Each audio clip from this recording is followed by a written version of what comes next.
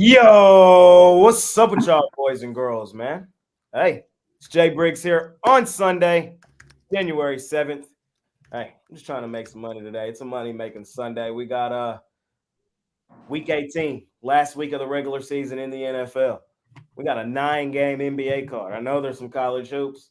I'm pretty sure there's some NHL, man. It's a money-making Sunday, and y'all know what we do here, man. We give out a ton of free picks. I got a great crew with me today. Y'all know who they are, man. Money Man Mitch. What's happening?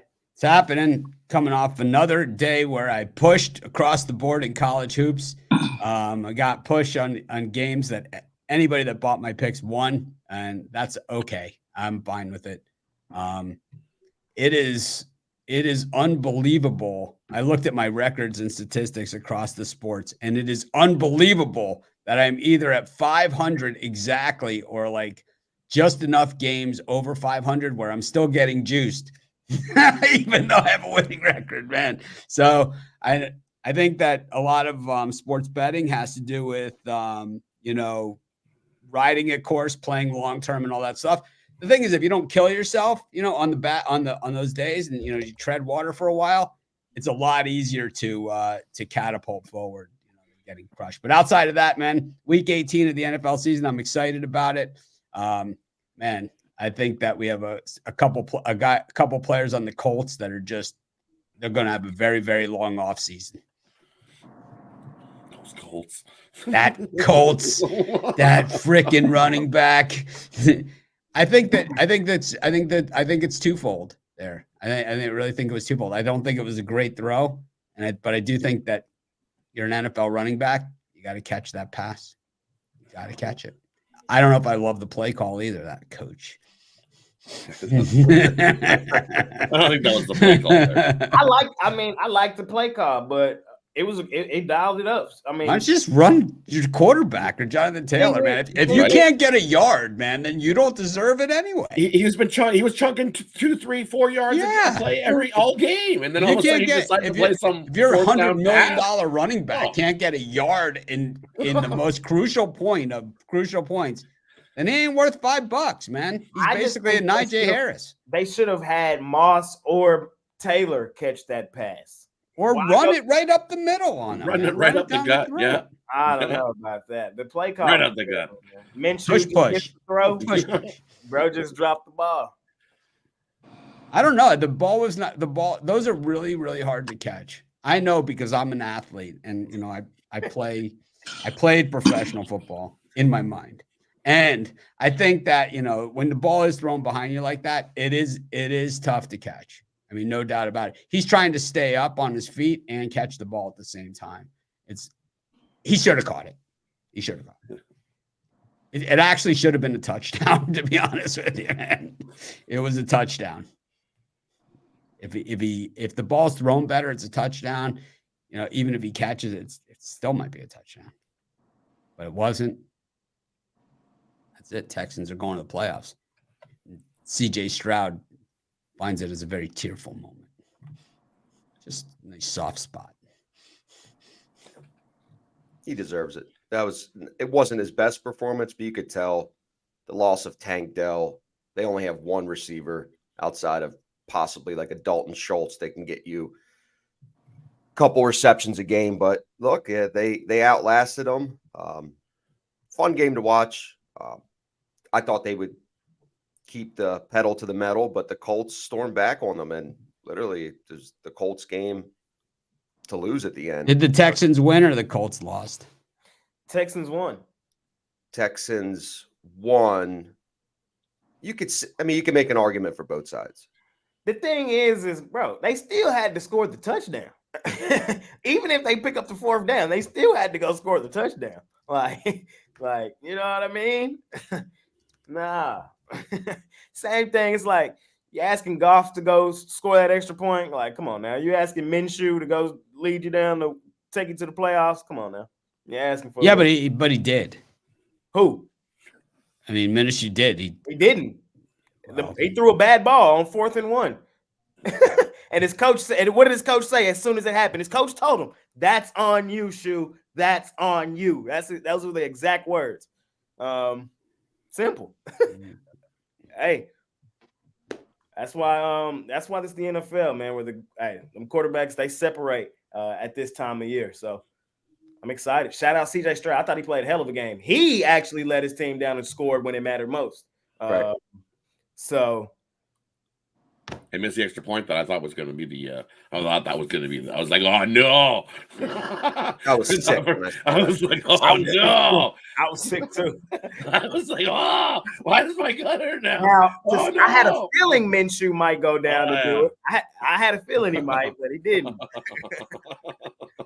Shout out them Texans, man. Yeah. How you doing today, Rod? What's up, man? How you doing? I before we go, I just want to say I think that play call is and the coach can say it's on you all you want.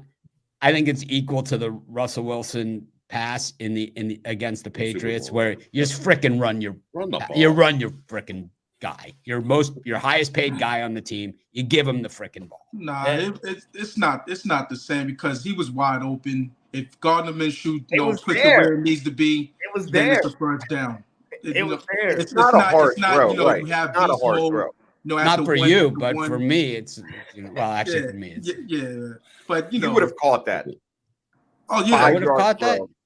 Well, I wouldn't have been wearing gloves and sleeves like this. I wouldn't be the fourth string running back. I would have caught. I might have secured the ball instead of trying to turn. He looked like he was trying to turn and already picture that he was going to get in the end zone instead of just getting the first down and come back to the ball and just fall down. Just the first down would have been enough, but he wanted that touchdown. It has to be in front of him. It was too far behind him. He had to turn.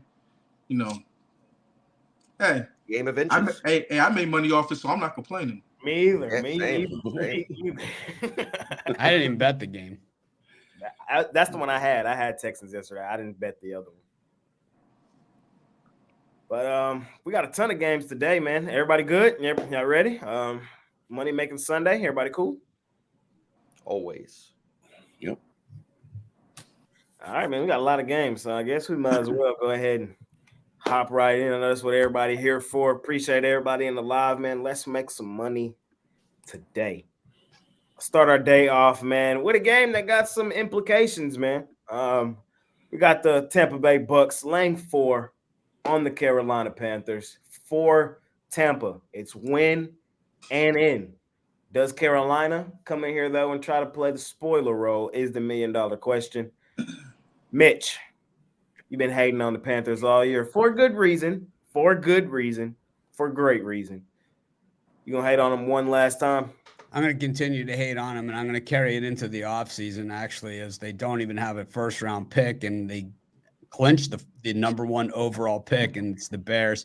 I mean, that's what you call horrific management from all the way down. You want to talk about an organization that's really in the shitter. I mean, we talk about a lot of these organizations that are really, really bad. This Panthers organization has got to be one of the worst of the worst. You hire a head coach. He can't even make it through the season in his first year. You trade away your first round pick. You end up with Bryce Young, who might be, the 7th best quarterback taken in last year's draft. It's and just total disorganization on the field. I don't love the way the Bucs have played last week. I don't like that Baker is a little banged up coming into this game, but I'll tell you what I really don't like. The Carolina fucking Panthers. I'm taking the Bucs in this one. Costi. I'm with Mitch on this one, taking the Bucs all the way. This is a playoff game for them. If they lose this game, they're out entirely. But because the other 2 teams right behind him with the Saints winning could easily sneak in. I know he's banged up, but last week both teams were fighting for playoffs and the Saints just showed up. Carolina is garbage. They're terrible. They have a terrible organization from the top to the bottom, and I don't trust them at all. And with a low number like this, I mean, are they sucking us in at 3 and a hook? I don't care. I wouldn't take Carolina if it was 5. Give me the Bucs. They're going to roll. Right. For me in this one, look at 36.5. Look what the Panthers did last week. They didn't score anything. And their defense last couple of weeks does not look good. But usually that was what held them together and kept them in games all season long, and they haven't done it. I think this is a one-sided game. Got to go with the Bucs here in this one, but I like the under 36.5. I don't think Carolina does enough to pitch in on that total to get you up and over the 36.5. What do they score today? I think their team total is like, I would take their team total under. I think they get under 7. Jovan. Yeah, I like the over in this one. You know, the thing about Bryce Young is his home road splits are, you know, a night and day basically. At home, he's actually, you know, produced and moved the ball. Not saying that, you know, he's been a world beater or anything like that, because he hasn't. But I think he can muster up enough points, you know, to get this one over the total, or to contribute to this one going over the total. So, yeah, I'll take the over. To me, the issue with Bryce Young is that he takes off too quickly. You know, he will not sit in the pocket, take the hit, and try and complete the pass. He always takes off too early. And while that might work in college, and it might work from time to time in the NFL, eventually it stops working. And the guys are just way faster. And it's like, you're not going to win games like that. You might complete drives, you might do this, that, or the other thing, but you're not going to win games that way. Too bad for him. He has a a turnstile of an offensive line, so you know, no protection. So he's running for his life, and he's light in ass. It's the truth, but he also, I believe, just takes off a drop too early, man. I think you got it at least. I mean, take a shot, man. It's like, take a shot. I mean, how many carries does he have this year? I'm taking I'm taking the Panthers in this one, fellas. I mean, not the Panthers. I'm taking. He's not the type of quarterback that looks to run. It's just that he has to run. He has to run for his life. He's not a running quarterback at all. I'm taking the Bucks money line in this one. If I were to really take a side, I might go Panthers plus the 4. But I think just Bucks money line as a parlay piece, you should be just fine. It's win and in. I'm not overcomplicating. It's week 18. The book's out for blood. I'm here to make money, man. So I'm a parlay. I got a second parlay piece later for y'all today to pair up with Bucks, but I wouldn't lay the 4 or the 3.5. I would just go straight up money line, win and in. If you can't beat the worst team in the NFL to get into the playoffs, you don't deserve to be in there. So that's why I feel about that one. Next game up, another fairly interesting game for a different reason. We got the Browns plus 7.5. Bengals laying 7.5. Browns in the offs, sitting majority of their guys in this football game. The Bengals, you know, their season's over, but they can still finish the year with the winning record despite, you know, being plagued with injuries. This is still a prideful team. I'm taking the Bengals. I'm laying the points in this one. Next year, they're going to be right back in the fold of things. I believe that. When they get Joe Shiesty back, they're going to be right back. The team's still full of superstars. The injury bug got them this year. It happens. They're going to get a decent draft pick this year, and they'll be back again next year. But today, with Cleveland sitting everybody, I think Cincinnati ends the year, does it big at home. I think they run all over their divisional opponent, taking Cincinnati. Mitch? I like the Bengals in this one, but I don't love it. And I think that, you know, I really, really liked it. I know, you know, we're going to see backups for the Browns, but the Browns have been playing with backups all season long. So I don't think it's going to be that huge of a drop off. I know it matters to Cincinnati fans. Finish with a winning record, beat the Browns. At least they save something here. And, you know, I don't know, man. It's like it's not one of my favorite games today because the line's gotten high enough that I could see trouble, you know, but if the Bengals beat them up, I'm not shocked either. One thing that you have to look for today also is a lot of players have incentive bonuses built into their contracts, and you'll have to see what those are because coaches will play the guys if they want their players to play for them, they're going to play their guys that have that are on the brink of a bonus. Yep.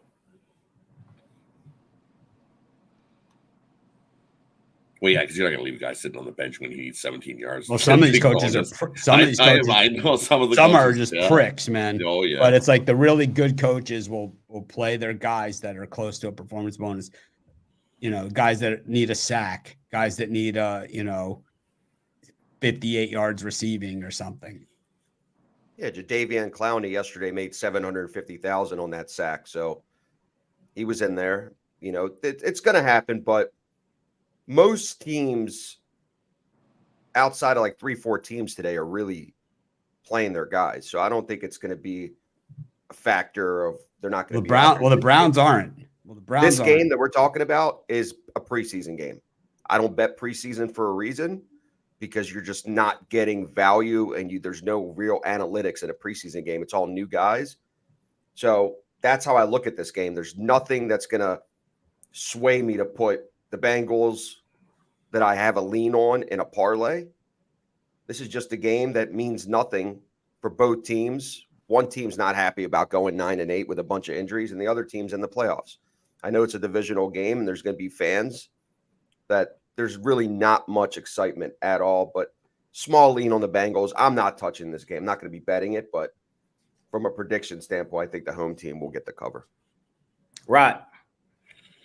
And for me, I like I lean to the Bengals side, but I like the unders to play here. Just kind of what we've seen in the big divisional battle yesterday between the Ravens and the Steelers. Under was a 17-10 low-scoring game. These two teams tend to play low-scoring games anyways. I like the under 36.5 here in this one. Yeah, for me, these low totals last game of the season, I tend to go to the over. Cincinnati, they should, move the ball up and down the field against, backups for the Browns. But on the other side, Cincy, what have they done defensively? They get moved on. You know what I'm saying? So whoever's under center for Cleveland, whoever's running the ball, I think they can make some headway. So I think with this low total, I think it should go over. Fair enough. Let's keep it rolling. Next game up, man, we got the Detroit Lions and the Minnesota Vikings. Jovan, I'm gonna come back to you. They got Lions laying 3.5, around 4, and then total, I believe, is around 46.5. Yeah, so they say that Detroit starters are playing, Campbell, that's what he's gonna do, even though he doesn't have a bye, in the playoffs or anything. So I think it's gonna be a scenario where starters start, but then as the game progresses, he's gonna pull out the starters and and play the backups, and that's gonna leave an opening for Minnesota. So I roll with Minnesota. Right. Exactly what Jovan said. I like. I think Detroit rolls with the Stars, and they're gonna keep an eye out on other games to see if they play the Stars. But this is a 1 o'clock game, and the games they need to keep their eye on are at 4:25. Yeah, so there's nothing to keep their eye on here. They're gonna put their foot on the gas, man. But so are the Vikings. Vikings have gas. they give me gas. They are one of those teams that give people gas. It's they give a lot of people gas this season. They're stuck at the 7. I need one more. I'm stuck at the 7.5 win total out of it. I'm stuck at it for a couple of weeks. So come on, Vikings. I'm gonna take the Vikings. I'm with Jovan. 3.5. I think this is a 3-point game if Vikings don't win it outright. Costi. I'm taking the Lions. The Lions still could advance to the 2 seed, which is going to give them more home field advantage and playing a worse seed. Again, they don't know about the Eagles or the Cowboys, which play at 4:00. I just think the Lions are a more complete, healthier team this time of the year. Minnesota, look at they're playing at quarterback now. I can't put money on a guy that literally won't be in the league next year. Like they have nobody except receivers, but they don't have anybody to get them the ball. Their defense stinks this year. This has been a horrible year for Minnesota. They had all these expectations going into the year, and it's a divisional game. So coming off a loss last week with the Lions, that terrible 2-point call, whatever. I mean, sorry, the eligible guy wasn't announced or whatever. They want to win. And Dan Campbell was pissed. It's going to be a statement game. You know how good they are at home in Detroit. They're going to blow the doors off Minnesota. I don't think the 4 is even going to matter. They're going to win by possibly double digits. Give me the Lions at home. Mitch. I'm taking the Lions. I think this is one of the easier plays on the board. I think they beat the living crap out of the Vikings here. I think if you think Dan Campbell is going to sit their starters, you got to reevaluate the situation here, because here's a guy that they called a penalty on them, and they still went for frickin' 2 against the Cowboys. Believe me, this guy plays to win, and especially they have a shot at the number 2 seed here. They are not going to leave 0 to chance. What I'll do is I'll take a risk because, and I'll just lay it all on that the Commanders are going to take fucking care of business for me. It's like, and I'm going to get a narrow win out of my backups. Not this guy's MO.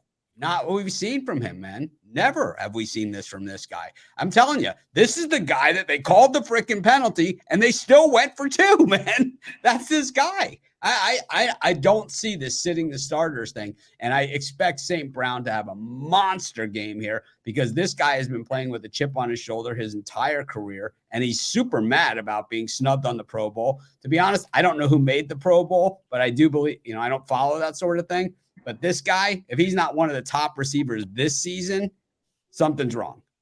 I don't believe, like, if you list all the top receivers in the NFL, that he probably lands in that top group, or whatever. But I do believe that, he's in the better group, right, in the NFL. He's not Jefferson, right? He's not some of these other guys, but he had a monster season, and the Lions are a playoff team, and he was a huge part of it.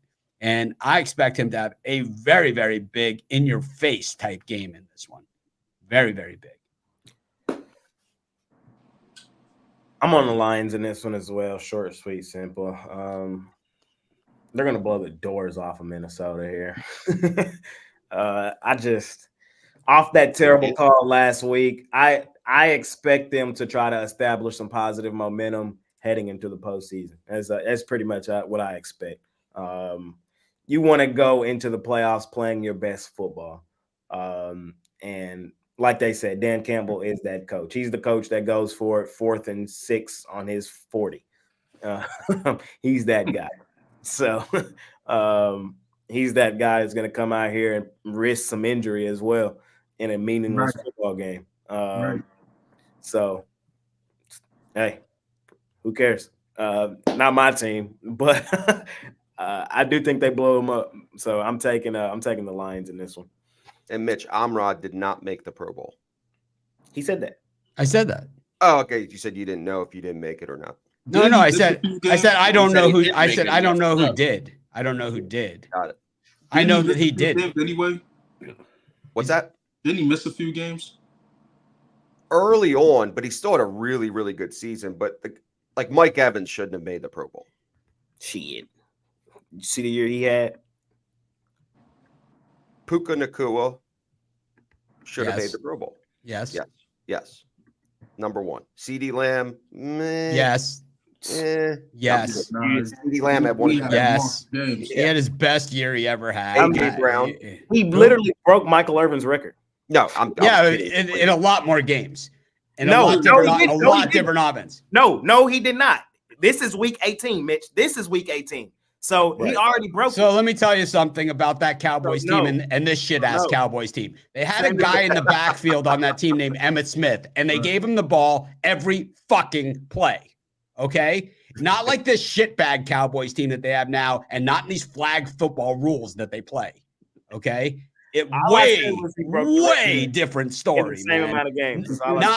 Not even close to the same scenario. Not even close. Yeah, if you had a receiving record back then, you was actually doing something. It Yeah, wasn't like the Jerry Patrick Rice. league You that put it was. Jerry Rice. Like, look at the passing records now. Like Drew Brees and Matthew Stafford passed for like 60 touchdowns a year. When Dan Marino threw for 48, the previous record was 36. 36, yeah. It's like, I mean, these are game-changing players. These guys are rule-aided players, man. Big difference. I'm not necessarily disagreeing with you, but I still got to give the credit where the credit is due. I don't think there's any credit due there, man. Just because everything you can be saying could be 100% true. It is 100% true because But I said still can be like, But man, shout out stats are made to be broken. Shout out Records CD are for made to be breaking the broken. franchise record. You are now the franchise holder. I don't think that's, you know what I mean? That's all. No, he's had a great year. I'm not sitting here saying CD's better than Michael Irvin. That's not what I said. I just said he broke his record. Shout out to him. But speaking of old men and records and all of those things, we got the greatest coach of all time, possibly in his last game. Their favorite. Oh, I'm all over the Patriots here in this one. This is as easy as it gets. This is the easiest play on the board. The reason I say that is just walk with me here. Just walk with me here. What has Bill Belichick done his entire career? Kick the living crap out of the Jets. Did they beat them earlier this year as well? Hey, do you really believe the Patriots at home on his last game finna lose to the Jets? Come on now. Come on now. Give me the Patriots. Mitch. I haven't taken the Patriots all year, but I'm taking them today against the Jets, man. This is if you're gonna take the Patriots ever, today's the day, man. It's like I have not taken them once all season. I'm taking them today. I love the Patriots in this one, outright money line, whatever, lay extended. This is one of those shutdown Belichick defensive performances. That's what you're gonna see. Gosh. Gosh, he's gonna I take the can't get it Jets. out. I can't. I'm not gonna do it. I was on the under last game, and I'm gonna be on the under this game. It was painful to watch the game. Painful. They scored late in the game where it was 15-10, but it was late in the game in the second half where they were even scoring points. Bad football results in no points. Both these teams play horrible football. Give me the under. You just take the Patriots. Bill Belichick's last game here in New England. You're taking the Patriots. Lay the points. They beat the Jets. He goes out with the 16-0 versus the Jets in his career at New England. I like the under too because it is going to be it's going to be a New England game. Snowy, blowing. Got to go with the Patriots here. Sickening. It's 29.5 in the NFL. So, what? 29.5. 17-10 yesterday in that one. I got under. Yeah. In the muck. So And it should have been. It was weird. It was really cold, but whatever. It changed from snow to rain late in the day. Otherwise, it would have been a great snow game. Would have been cool to see. Right. Yeah. No, I'm on the Pats. You know, it's a homer pick. Really not much to think about in this one. Trevor Simeon's under center for the Jets, and I love fading him. So, you know, and made a living fading him when he was with them Denver boys. So, you know, hey, back to old times.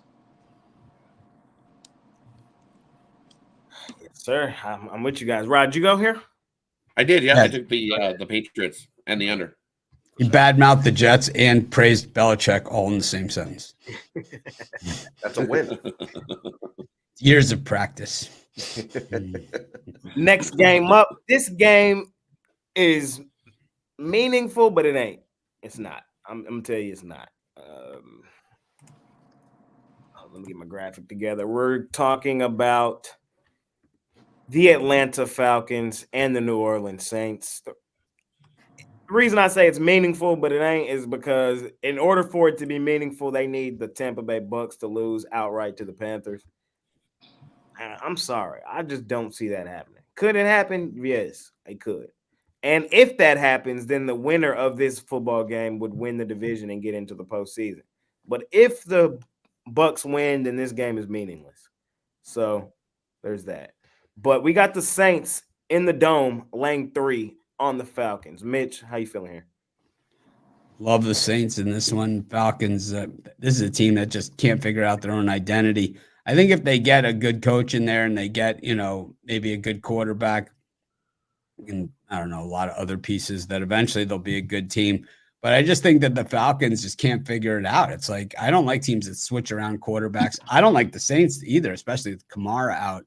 But, I just think that the Saints just a lot to play for in this one. If Allen can't win this game, I don't think he makes it to the locker room after the game without being fired. Costi. Yeah, I'm taking the Saints here. Atlanta got the job done. They beat them at their crib. Divisional game. They know each other. This is a game the Saints have to win, and they need a lot of help as well, which one of them being Tampa Bay losing to Carolina, which is asking a lot. But still, they have a shot. They're going to be scoreboard watching. They're playing at the same time. So at the end of the day, they're going to try their hardest to win this game. I don't trust Atlanta on the road. I didn't trust them all year on the road. They've had a terrible road record, and even against the spread. The 3 is right around a good number. You're not having to lay 3 and a hook. Give me the Saints at home. Right. Yeah, well, it's something I've been doing for a long time, and I ain't going to get off that train. Give me the Falcons in this one, plus the points. They beat them earlier this season, and I'm not a car guy. I'll fade him every chance I get. 8 So what do you like, trucks? Well, look what it is. 10-5-1. Cars buys Rolls Royces. He bought a boat. Give me the Falcons in this one, plus the points. The Saints 5-10-1 against the number. Rod, are you a scooter guy then? If you're not a car guy, are you a truck guy? Truck SUV. I like an SUV. I have 2 dogs that like to jump in, and they love to go for the car ride. So I need the back seat room so they can jump in and enjoy the car ride as well. So we got the big Volkswagen Tiguan with the room in the back. They can hang and look out the windows. They love it. No passengers in the back seat. Just the dogs. Sorry, you can squish back there with the dogs if you'd like to come along for the ride, but we have no problem. I was looking at cars the other day, 2 days ago. Were you? Yep. Just to look at? But no, I need a car. We only have one car right now. I know, but you're going to drive it? Probably not. But I'm telling you, I don't know if you guys know, getting in the car with Mitch, my blood pressure went. I didn't know if I was going to make it or not. It was to that point. I didn't know if it was like we were going to get to the golf course. If I was just going to, it was like. Have you seen this car? It's called the I-8 competition. Yes. What do you think?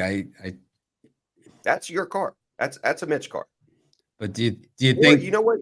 It'd be good. It'd be nice in my garage. Yeah, you could get a Tesla. And it could drive itself. Yeah, Mitch, go ahead and get that i8, man. Let me borrow that thing. Have you seen it? Nice. I was looking at it, and I'm very interested. It's really nice. They have like this tan seats. Have you seen this? Like these tan competitions. Yeah. It's nice and cute. It's like right in the cockpit. Compact. It's really nice. Yep. Javon, man, who you like here? Saints, Falcons. Yeah, these are 2 teams that I've had success fading this season. So it's not tough because I think that Atlanta's a bunch of frauds. Like the Indianapolis coach that I said last week or whatever. But yeah, I'm on the Saints. And that's given the fact that they have Dennis Allen on the sidelines, and Derek Carr in the center. Who does the Falcons have? They have Desmond Ridder. I believe he's going to be starting this one. And as long as they have him under center, your money might be in safe hands with the Saints. It's probably my least favorite game on the board today. I'm telling you guys, I'm not betting this thing today. If I were to, I think the best bet would probably just be the under. I don't trust either one of these teams. They both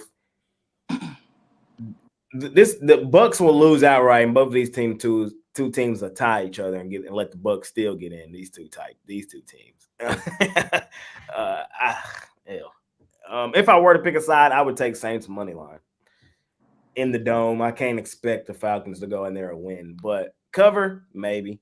I can see it. So Saints money line. Don't like this football game today. Least favorite. What's the competition I ate? It's like I saw the competition was the one I was looking at, but I don't know what that means. It's a sport package. So like my car has a sport package. Yeah, but it's like the competition version is like the upgraded suspension. More than mine? Drive. Faster than my car? Yeah, because that's a V8. Yeah, so is mine. Mine's a 12 turbo. It's a 12? Mine is. You got a V12 right now? You got no 12. Sure I do. Turbo. Pretty sure. Gotta see. You have the M3, right? Yep. No, it's not a 12. Yeah, Straight 6. It's a 6. It's got some ass to it. Mitch just doubled it. I think my old one, my old M3 used to have a 12. The old M3s had the 8. I think I had 12, man. 12's a lot. M3 twin turbo. That's what it was. Yeah, it was twin turbo inline 6. Yeah. So this is an 8. It's pretty fast. I don't think you need any more, but the 8 is more. So you don't think that I need a little bit more car? No, you do. You don't need 12. 8 is okay. What about the competition? You need the competition. I'm only in it for the seats are cooler. They're more bucket seats. It's more sporty. A lot of features. Better brakes. I'll have like 2,100 miles in like 7 years on that thing. That's good. Good resale. I mean, I'll drive it, but I will not drive with you. That's put that in the driver's seat. I get unless you get a Tesla, and then it drives itself. Next game up, we got the Seahawks laying 3 on the Cardinals. This game is the Seahawks need Green Bay to lose, and if they win, then they're in. Green Bay is at the crib playing the Bears, so Seattle has something to play for. They can still win. They need some help though. Shout out to the Cardinals for last week, man. Appreciate y'all boys outriding them Eagles. This is another one of those games where it's Seattle money line, or pass for me. I don't want to lay the 3. I lean towards the 3, but Arizona. I just don't see Arizona winning this football game. I think they protect their draft pick, draft high. They already said they're bringing back Kyler, bringing back Gannon. I like the pieces on this Arizona team. I think they're going to be better next year. They're going to get a decent draft pick and be just fine. But today, I think Seattle needs a little more, goes in here and wins this football game. So I would just lean to taking the money line. I would probably go Seattle money line and pair it up with that Bucks money line from earlier. 2-teamer should be just fine. Cash, money. Mitch. I'm gonna take Seattle as well. I like the money line too. Cardinals 0-9 following a win. Not a good record. It's called they don't really string them together. Kind of like the Pistons. They're better than the Pistons. I would think they could beat the Pistons in basketball. Gosti? It's got to be Seattle or nothing, but I'm not too comfortable with the game. This type of matchup, it's scary because Arizona could be in a big letdown spot after winning on the road at Philly last week. You just don't know. It's been a bipolar team this year, even when Kyler came back. They have glimpses of being okay, and then there's certain games where they're like, this team is terrible. Seattle has not been a good road team this entire year, but they need to win and the Packers to lose for them to get in. It's Seattle or nothing. I don't love this game, but if you want to throw it in a parlay, take Seattle money line. Don't even lay the points. Right. Yeah, I like Seattle here in the spot. A big letdown spot for the Cardinals. Last game of the year for them as well.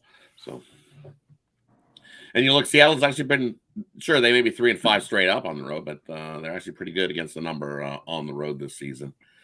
I think they cover here. I think they win by a touchdown. Seattle -6.5. Yeah, I'm looking for a lot of points in this one. So I'm gonna take the over. I think this is gonna be one of those shootout last week of the season games. Seattle needs it, so you would say that they'll play better defensively, but they've been getting shredded on the ground, giving up through the air as well. Same thing about the Cardinals.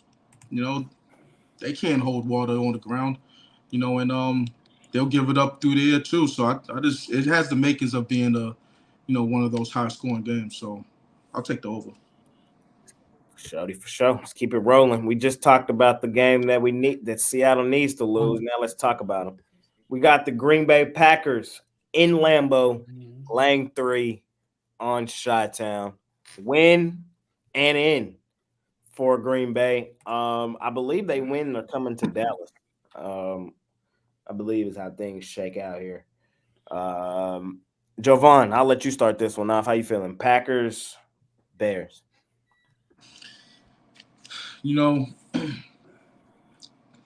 This game right here, the Bears have been playing so well, the last I guess couple months, and playing a Packers team that needs to get in.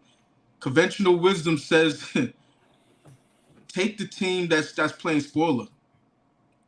So I'm on the Bears outright. Money line.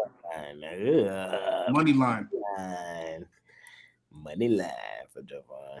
Okay, then. Rod, what you like here? For me in this one, well, we know what I like the Bears a lot. The Bears. This winning streak, yeah. And just who did you say that Green Bay looks like they're going to go play in that wild card there? Dallas? Yes, sir. Does that have some scripts written for their Green Bay coming into Dallas to outright them in the playoffs? That would be insane. Love goes off. The biggest Dallas is out. and normally it's Bears like to play spoiler, but I'm going to go with Green Bay here. Winning you're in. Lambeau is I don't think the Bears can come into Lambeau and end that streak of Green Bay covering against the Bears. What is it, 9 straight? Or is then 11 straight wins as a favorite versus the Bears? That streak doesn't end. Give me Green Bay in this one. I'm on Green Bay in this one too in Lambeau. If you don't like the Seattle, then pair this one up with Tampa Packers money line. Hey, in the words of Aaron Rodgers, we own you. Green Bay just owns them. They beat them already this year. Shout out the Bears. The Bears have played extremely well down the stretch. They have. But I don't see them going to Lambeau and winning the game. I can't see it. I don't see it. I don't. And a huge part of me want Green Bay to come to the D, man. Like that little kid in me who need avenge for 2014. We need avenge for 2016. We're gonna get it. Come on, Packers. Win this game. So we can take y'all behind the woodshed next week. Mitch. I'm gonna take I like the Packers to win the game. I probably like the Bears with the points. I think it's gonna be a tight one. Probably not gonna bet this thing. I could make a case either way. The Packers have owned the Bears. I mean, I think it's 11 in a row that they beat them. But I don't know. The Bears it just seems that they're playing kind of their best football right now. I don't know. It's like I really think they should have beat the Browns too, man. I say it every week. It's like, I don't know. I think boy, you just know the Packers are gonna get that shit call that goes there. Right? You just know it, man. It's like I'm not betting against that. The love bomb, and all of a sudden it's like pass interference. Pass interference. Spot the ball at the 1 yard line. It's like there's nobody else even standing in the end zone. No, still pass interference. There's pass interference somewhere. It's like, Yeah, I could see it. A holding, right? A holding, Defensive yeah. Oh, hold, offensive yeah. hold. It's like face mask, not a face That one mask. ticky-tacky penalty, yeah. They've missed more face mask calls this year than ever. You see it in almost every game. They miss face mask calls. Costi. It's Green Bay for me. I don't think it's that complicated. I get it. Fields and the Bears have been playing extremely well the last 2 games, but this is a different type of caliber game. They're not going to be playing Atlanta or Arizona at home. They now go to Lambeau Field in a must-win game for the Packers. The Packers right now offensively have looked the best they have the entire year. They put up 30 plus in the last 2 games. They're clicking. They figured something out with Jordan Love that's working consistently to put up points. And both those wins were on the road. Not saying that Carolina is anything, but winning at the Vikings handily, regardless of who's playing quarterback for them, is still a big win. So I love the Packers here in a spot where they can get into the playoffs, beat up on the Bears. Love divisional games, the last game of the season. I think they're gonna pressure Fields, and Fields is gonna have a hard time running around and getting a lot of yards on the ground, and he's due for an interception or 2. He's been playing pretty clean in the last couple games. I love Green Bay, and I don't think it's that complicated for me. It's Green Bay, and it's going to be a fairly easy win for them. Next game up, we got the Jags laying 5 on the Tennessee Titans. I don't like this game either. I am going to lean towards Jacksonville. It's simple for them. Win, and they win the division. If they lose, I forgot what happens if they lose. But, yeah, I'm sticking a fork in Tennessee. And I just think Jacksonville needs to establish some momentum heading into the postseason. And a perfect chance to do so is beating up on the Titans. So give me Jags here. Mitch. Yeah, I think the Titans are a little bit more in trouble than we thought. And I know they brought in Carthen, to kind of run things, but this team has personnel issues. I mean, up and down the roster, they got no quarterback, they got no receivers, they got nothing. And this is a team that had all those players. I know I'm not like a general manager, and I'm not one of these, cap experts or anything like that. But to me, when you see some of these trades that teams make, it's like, and especially ones for draft picks or whatever, and trying to avoid salary cap hits and, paying guys and all that stuff. What exactly are you hoping for or waiting for? Eric, I got my alarm set for 12:30 to call you for half hour of berating. I've got you know what I say? I don't care what you call me, just call me. Well, I got you at 12:30 and at 3:55 Eastern. So we got a double today. Plus tonight for Monday Night Football as well, or Sunday Night Football as well. We'll triple up on it. But I don't know. So when you trade to AJ Brown, right? What are you hoping to get? What exactly are you trying to get when you trade a guy like that? Like when Washington traded Sweat and Chase Young. What are you hoping to get? Like what exactly are you hoping to get? You drafted this guy in this spot. You knew he was this caliber of a player. Guys at that position, this is what they generally make for the best in the NFL. What are you hoping to get? I don't even understand it. It's like I see it time and time and time again. It's like, who was the guy in the Browns that kept getting Josh Gordon? Was that his name, the receiver? Yeah, Josh Gordon kept getting. Yeah, it was like this guy kept getting traded. I mean, this guy had problems, right? So it's like he kept getting traded for like second and third round picks. But it's like, you're not going to get that caliber of player with a second or third round pick. It's like I don't even understand I don't understand the game. And this is how about last year? Roquan Smith got traded for a second round pick. Yeah, and that was like Chase Young. Chase Young got traded for a second round pick. He was the number 2 overall pick, and when he's healthy, he certainly plays like it. Sweat was like traded for a 4th round pick. I mean, what are you hoping to get with the 4th round pick? And what type of player at what type of price are you hoping to get at that position to replace him? I'm just not really sure I understand the whole process here. And for the Tennessee Titans, it's just the whole roster is just a swing and a miss for me. I don't see it anywhere. I see Derrick Henry, and I see him hopefully being traded to a contender. I think Derrick Henry would be a great fit in Dallas. You know, I think he's your Zeke. You know, he's your guy. He's your Emmitt Smith. You know, he's your guy, man. That's the guy you guys should be going after. He's the guy who's going to take you over the top. A lot of tread on them tires. Yeah, a lot of tread, a lot of wear. Costi, what you like here? Take it, Tennessee. Honestly, right now, Trevor Lawrence has a bad shoulder, still questionable to play. I don't think they've announced it yet. Since I've been on the show, I'm looking here. I don't see anything that came out. They're probably going to wait till he does warm-ups to announce it. But again, divisional game, I don't expect Tennessee to win the game, but give me 5 points at home. I'd rather have the points in my back pocket with the Titans. They still play competitive football. Not saying that they've been actually, doing anything with 5 wins this year, but at the end of the day, they're keeping it competitive, except last game. Last game was an abomination of what I thought was going to be a closer game. Back, CJ Stroud came back and he destroyed them at home. I mean, at the Texans' home. So now that they're coming back home to Tennessee, I just like the 5 here. I think it's going to be a close divisional game. Fair enough. Rod, what you like here? You look at this one, and who eliminated Tennessee last year from the playoffs? I believe it was the Jags. I think it was themselves.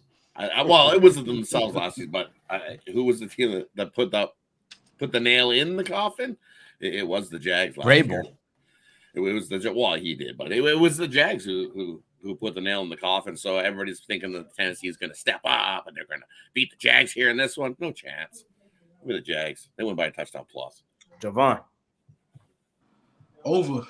And, I'm not an over guy, but I see these low totals and I see who's on the field and I see 2 defenses that can give it up over the top.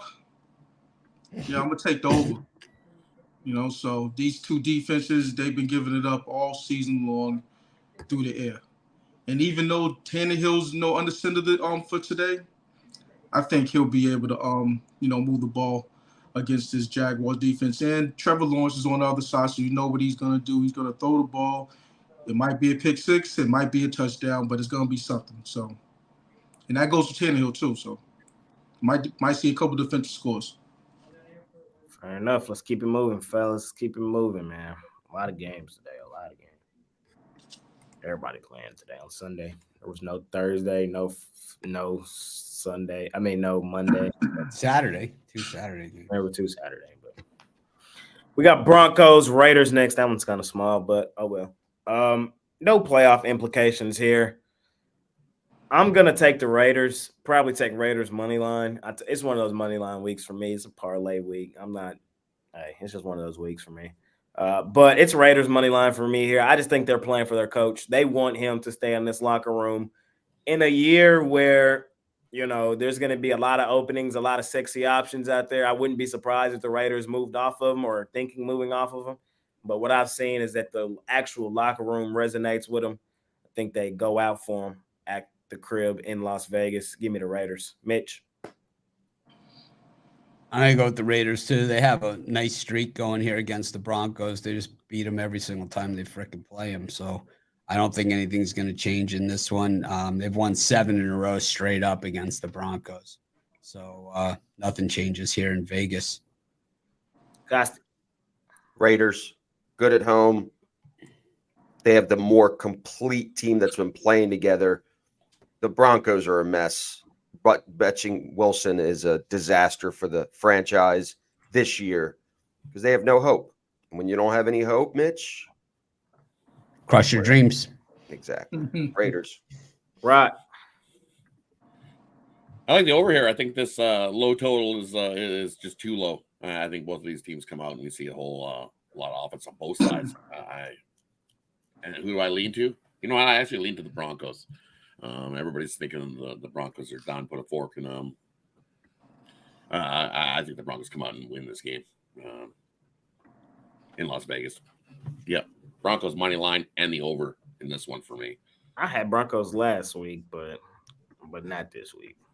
I think this week is a fork stick in them. Jovan, what you think? I think it's going to be a lopsided affair. Who wins, who knows? But I think that the under's in play. I just think that's going to be one of those games where one team scores and the other team doesn't. So the under's play for me. Next game up, we got the Eagles and the Giants. Eagles laying 4.5. Eagles kind of got some things to play for. I'm gonna lean towards Philly in this one. The reason I am gonna lean towards Philly is I think they need more so than any other team in the NFL to at least look good heading into the playoffs. This team has looked terrible for the last 5 weeks. And if they don't come in here and put at least like 2-3 drives together that look positive, they might be gone next week. They might be gone next week anyway. But I think it's in their best interest to come in here, at least against the Giants, and try to establish a solid rhythm. I'm going to lean towards Philly. Am I in love with it? Hell no. Mitch? Taking Philly in this one. Once again, it's a must-win game. I just have said it a million times this season. I know I've not heard it on any of the broadcasts, but then again, I don't listen to the sound on the game, so that probably has something to do with it. But I do believe that this tush-push, while it is effective in gaining yards, it has been the worst thing that's ever happened to Jalen Hurts. I just think that, in a league where every rule is built to protect your quarterback, I think smashing him with your own 350-pound players is not really good for his health. And I think we've seen Hurts wear down as the season's gone on. And it's like, you see other quarterbacks. It's like, how many rules are there now about rushing the quarterback and tackling the quarterback? And, we see plays where the guy sacks the quarterback and they don't like the angle that he lands on them at. It's like, they're ridiculous. But here's this Philadelphia Eagles team that their play that they're known for is taking their 300-plus pound players and running them as fast as they could possibly run simultaneously into the back of their franchise quarterback. I understand the play. I understand the effectiveness of the play. This guy is never going to walk again when his NFL career is over. And it's going to be because of this play. He's setting himself up for spinal surgery. That's where he's headed. And you could see him worn down. He still makes the plays. He still is athletic. He still has, strong as hell legs, this Jalen Hurts. Let's give this guy, this guy has some of the strongest legs we've ever seen for a quarterback in the NFL. Just power runner, right? But the thing is, the power runners, man, in the history of the NFL, you see these guys, they don't age well, man. They don't age well. And this Jalen Hurts is not only taking a beating on the other side of it. Imagine this, right? You have a wall of 300-plus pound guys, more than that. Now they're all stuffing in there trying to stop him. Then you have this guy sandwiched in the middle, and then you have 300-pounders hitting him in the back. The laws of physics and the human body and the makeup, and I'm not a doctor, but I used to play one in AOL chat rooms. I think that, it just doesn't, it doesn't make sense that this guy would hold up. It just doesn't make sense. There's no person in the history of the world that can take shots in the back like this 7-8 times a game, every game. And especially with the force that's being met with on the other side. I understand they get the yard. It is an unstoppable play, but this guy's going to have nothing left to show for it. It's all said and done. I like the Eagles.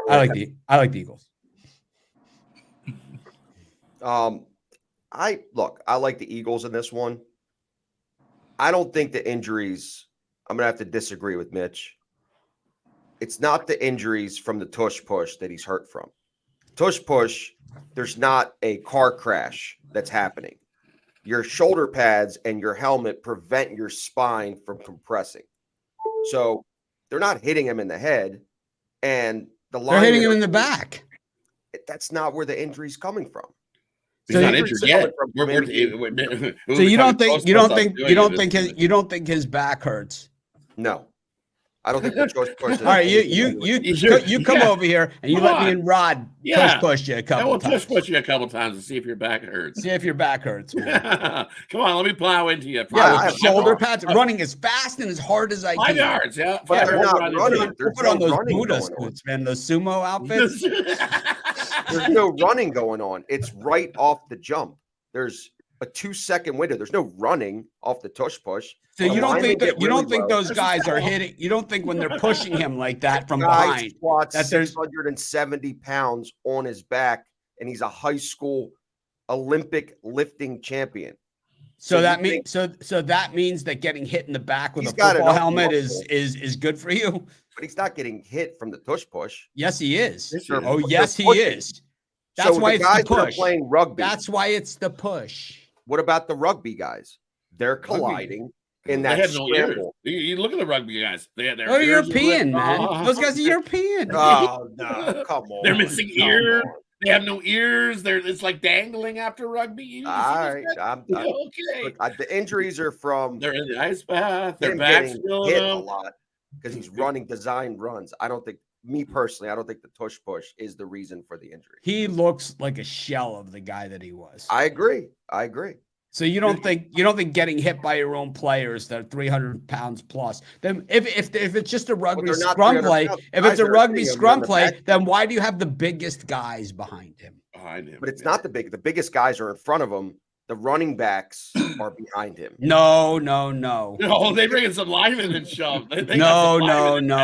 No. They're like One in there, guy, they're it's not like, 30 guys. If they Yes, bring it in a is. big It's from fullback, both sides.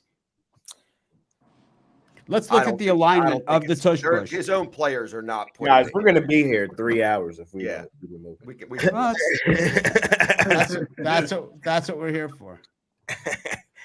You know what I mean? Eagles, Giants. Rod, what you like here? I like the Eagles here. A whole lot of people jumping on the Giants, thinking that what we've seen from the Eagles the last few weeks is what we're going to get here again. I don't think so. I think we get a game that the Eagles win by 7+ in this one. They want to step off into the right foot heading to the playoffs, and that's what they do here. With the Eagles win by 7+. Javon. Yeah, earlier in the week I was on the Giants, but as the weekend approached, I switched course and I'm on the Eagles in this one. Got to look at it like this. They've won the last 5 in this series, and the margin of victory, the lowest margin of victory, has been 6 points. And with this line going down to what it is now, 4.5, 4, whatever it is, yeah, I could see a get right spot for the Eagles. That's really as plain as I could say it. Get right before the playoffs. Smack up the G-men because they know they could beat them. And even though their pass defense has been god awful, I think this is the spot where they'll get right on the defensive end as well. So yeah, Eagles for me. Any last comments on y'all's conversation? Costy's foolish and lacks vision. He doesn't understand. Listen, I played football. I'm fairly knowledgeable. I will put my life savings on it that the tush push is not the reason for his injuries. We didn't say that, but was that over the process of getting tush push over time? That's gonna leave They're a mark. pushing him. They're not. Costy's hitting him. like, I play flag football. I know. I this do. thing." They push him. Jay's like, I play Madden every freaking day, man. It's like, look at me. It's a tush push. It's a push. But Jay's you're like, look pushing at the this, wall. man. The defense Madden. isn't just giving in. The defense isn't just like you play tug of war. You play tug of war. The force on one side from the other. You're running into a force wall. I squat 700 pounds. He's not a frail quarterback. There's more than 3 linemen can probably squat 2,100 pounds if you really want to put it that way. So then there's 2,100 pounds of force on the other side of the defense squishing him. I don't know. I'm with Mitch. They kind of push him through the line, and as he busts through, then the other linemen are hitting him. So you're right. It starts off with lighter guys there, but I'm looking at one against the San Francisco 49ers, and 65 hits him clear in the spine with his helmet. Right in the back. Right in the back. I mean, wait, he's not going to get it. Quick, I'll get it. Wow. Here, how about this? How about this? You come over and me and Rod will throw some baseballs at your back. You can put pads on. We don't mind. You can put pads on. I hit a guy once in the back of the head with a shot that I hit with a 4-iron. It knocked him out cold. Sounded like I hit a tree. Man, they don't get it. It sounded like I hit a tree.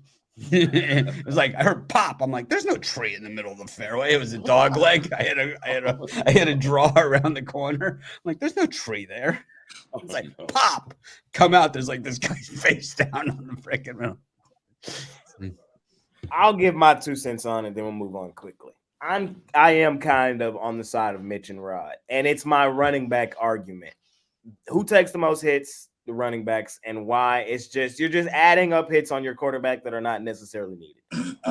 It's just what I think it is. You know, is it terrible? They're pushing him from the back, no. But is it good either? No. So, you know, why the tush push is effective? Does it work? I mean, I haven't seen this kind of lack of vision since Ruffalo was last on the show on Friday. But let's go to the Rams and the Niners. It's a weird game. Niners not really playing anybody. The Rams, they are, but they're not. Like, I know Stafford's not playing, but I know Nakua is. Here's my thoughts on this one, guys. I don't give out many totals. You guys know that. I hate the way totals make me watch the games. I'm taking the over in this game, though. I'm taking the over. These are 2 quarterbacks that should have been starting this year with all the quarterbacks we've seen and how terrible they were. We're getting Sam Darnold and Carson Wentz, baby. Yes, sir. And so you know what that means. We're going to get maybe a couple pick sixes and a couple big touchdown plays from both. Yeah, I think many people think this game's just going to be boring, dry. I don't think so. I think these 2 guys come out here and try to light it up. I'm taking the over. And a small lean towards the Rams. Mitch, you fading Wentz. I know you love you some Wentz. You also love you some Darnold. I'm going to say this is that this game amounts to a preseason game. And one thing that we know, tried and true, is that Sean McVay cares zero about preseason games. 7-14 lifetime in the preseason. And I'll tell you what, I don't even know how he got the 7, to be honest with you. When we look at Shanahan, Kyle Shanahan, 11-10 lifetime in preseason games. Since Costi says, well, he doesn't bet on preseason games, I'll bet it for him. I'm going to take the Niners. I auto bet one team in the preseason, and I think you know who that is. The Ravens. The 49ers? No. Rams? Nope. Kevin O'Connell, the Minnesota. You're out. Kevin O'Connell is the worst preseason head coach. This guy, seriously, he's the laydown champion. 0-6. He's not even a whiff. Nick Sirianni, 1-6 in the preseason. I mean, this is the I don't give a shit guy. You know, it's like. You taking anything here, Costi? Give me the over. 2 experienced quarterbacks playing for a game that means nothing for both teams. Over. I think 40 is fairly low. I think it should. I made it at 43, 44. So I'll take the over here at 40. Do you know there used to be 6 preseason games? It was a 14-game schedule with 6 preseason games.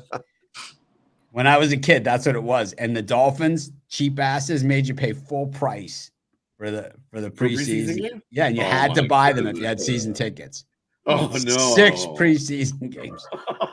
Well, the thing is, the draft used to be 16 rounds. So that's why Mr. Irrelevant, that term Mr. Irrelevant, actually came to exist. The draft was 16 rounds. You know, it wasn't 7 rounds. Like 7-round draft choice was expected to make the team. You know, there there was 16 rounds, and that's where Mr. Irrelevant comes from, not round 7. I mean, that's those What guys you like generally hearing this one, right? don't make it. I like the under in this one. I don't see a whole lot of scoring in this one at all. Sure, you think that this is going to turn into a track meet? I don't think so. I just don't see it. No track meet here for me. I'm going to take the under. This opened at 44, and it just keeps dropping like a rock. I don't see this going over. Give me the under 40.5 here in this one, and lead to the Rams with the points. Definitely not a game I'm rushing to slam somebody on. Yeah, I'm gonna sum this up with an equation I just came up with. Carson Wentz plus fade equals cash. I like that. You should have had a whiteboard where you like drew out the formula. Right. There's also the thought that the Rams might take this game a little more seriously to go ahead and lock up going to Detroit instead of coming to Dallas. Yeah, they could still get a 6 versus 7, so it is I guess, of some importance. I don't know if they want to come to Dallas, bro. They don't want to do that. We've won 16 straight at the crib In the playoffs? That's why getting home is very important for us. That's why it's super important. Super, super important. Let's keep it moving. Let's keep it moving. Talking about them boys. Ooh, let's talk about them boys. They on the road, laying 13 on the Commanders. Mitch, you laying the 13 with my boys today? Yep. I like the Cowboys minus 40 in this one. I think we haven't seen one of these games in a while. We got today's kind of quarterback day in the NFL, and this, it definitely celebrates the year of the worst NFL quarterbacks that we've ever had in the history of the game. We've got Sam Darnold, we've got Carson Wentz in action, and Sam Howell, I think, is on the list. I mean, this guy just stunk as well. Justin Fields would be a treat for the Commanders fans. I mean, if the Bears are really going to get rid of Justin Fields, there's a lot of teams that could use him. And the Commanders are certainly one of them. I think Sam Howell's a joke. I think Sam Howell, and I'll tell you who else is going to be a joke coming out of this year's draft is Sam Hartman. And he's built out of the same framework as this guy. And this guy's the same as the guy from Carolina or whatever his name is, Drake May. Same shit. Same garbage, different name, whatever. I mean, this quarterback class coming out is not going to help the quality of quarterback in the NFL. You got Caleb Williams, sucks. Drake May, worse. It's like, I mean, Miami lost to Georgia Tech on some kind of, stupid, play at the end of the game. Certainly all on the coach. But North Carolina lost outright to them at home, man. It's like Drake May sucks. I got news for you guys. He's terrible. It basically he's a glorified Sam Howell, and I don't even think he's as good as him. And Sam Hartman is worse. Costi. Easy one for me. I hope it doesn't burn me. Dallas minus 30. I'm going to bid under Mitch. Just minus 30. Right. I always have to say the super aggressive. How many covers does Washington have at home this year? 0?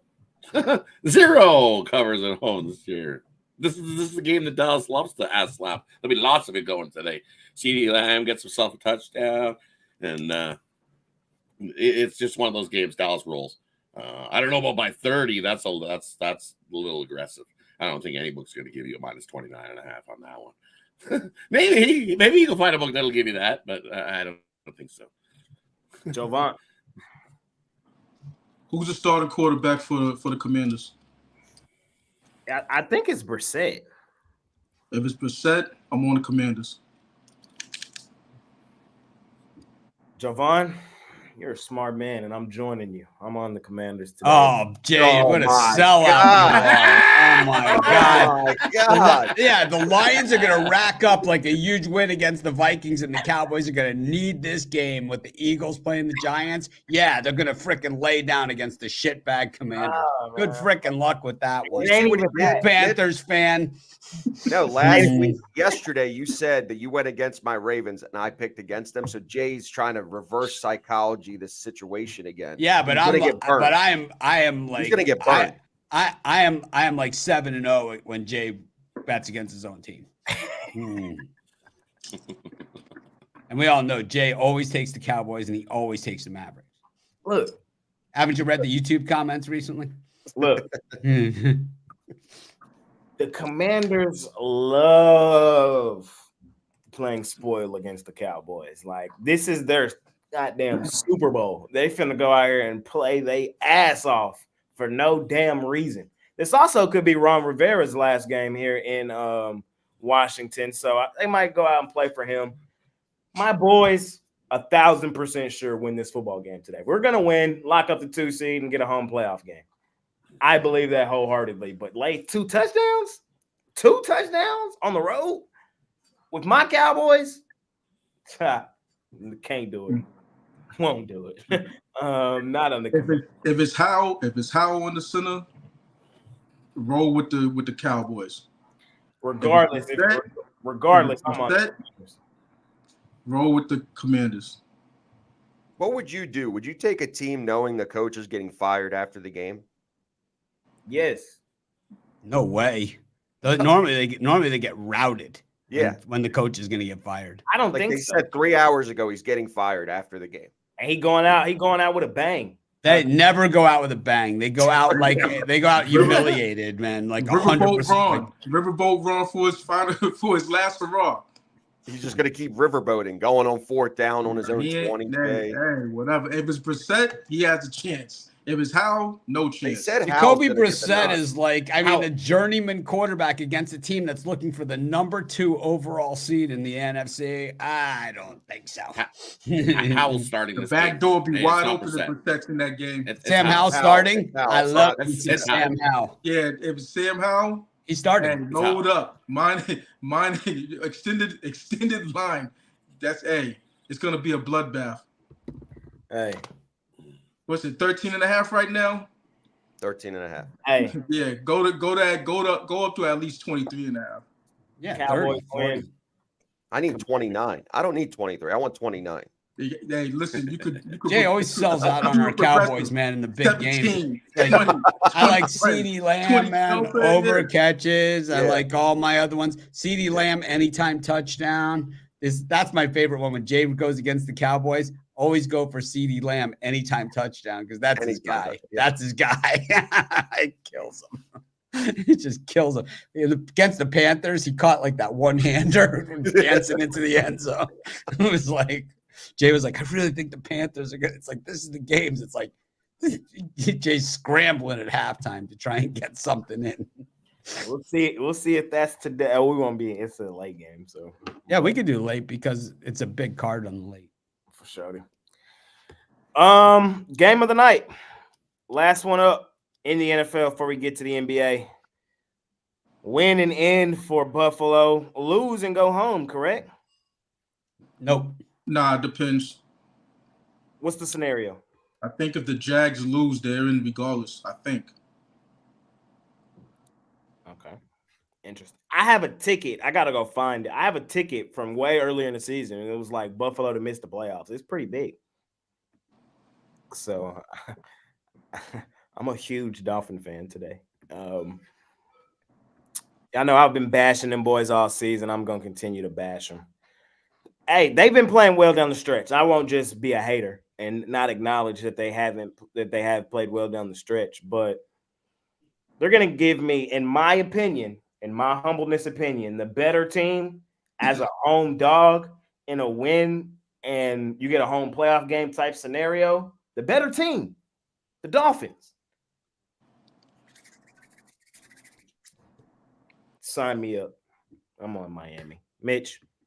These teams split last year in the regular season with each team winning at home, and then the Dolphins lost in the playoffs in Buffalo, in in Buffalo weather. And I got to say that the Dolphins should have won that game. You want to talk about last night's game? I mean, Skylar Thompson couldn't get the ball snapped in that game in that Miami Buffalo game. They had all those delay game penalties, but they just couldn't get the playoff. And or else they would have beat Buffalo outright. And I'll tell you, that game, even that they lost in the regular season, where it was snowing and 20 below and all those things that the Bills think they have that giant advantage over the Dolphins, they barely beat them. And in game one this season, the Bills just beat the shit out of the Dolphins. I mean, it's something that we've seen typically. But I'll tell you what, man, as Jay has said a million times, Josh Allen, anytime interception, man. I'll love it in this one. You know I'm on that. And I know Chubb is out. So the Dolphins missing both their defensive ends. But, man, look for the running game to come up big here for the Dolphins to get it done. I'm on that Josh Allen INT today. You know I'm there, bro. I love it. Costi. I don't think it's very complicated. Just like Joe Von has formulas, I have a formula for this game. Miami at home, they win. Miami on the road against good teams, they lose. Miami's at home. They got destroyed by the Bills 48-20 earlier in the year. It's going to be the reverse. This is a get-right game for them. They're going to have A-Chain and Mostert in the backfield. Waddle should be back. Yes, they have a laundry list of injuries. Who doesn't? But their defense is beat up, but they're going to score more points than the Bills. Getting 3 at home, I think, is a disgrace. Me too. Give me the Dolphins. Me too, Costi. It don't even make sense. Favored in Miami? Come on now. Stop it. Hey, I said this earlier in the season, and I still kind of agree. I think they're to a T. The Buffalo Bills, y'all know who they remind me of? The Los Angeles Clippers. They are the same damn team. It's ridiculous. Started off slow. I was cashing. I was laughing at everybody. And here recently, they both done heated the hell up. But it's going to be hilarious because they're both headed for the same destination. Crash and burn.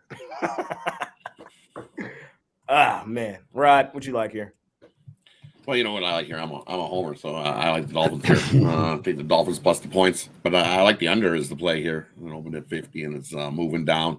I think there's going to be a little more low scoring. We see some longer drives that result in field goals instead of resulting in touchdowns. Dolphins get the win the division. I also like Mostert to get an anytime touchdown in this one today as well. A lot of people saying he's out. But He's out? I don't think so. I don't think so. Trevor Lawrence is in. Just came across my phone. Wow, shocker. They're saying Waddle likely to miss and Mostert not expected to suit up. Trevor Lawrence looking likely to play. If they're going to give me more points in my back pocket, sign me up.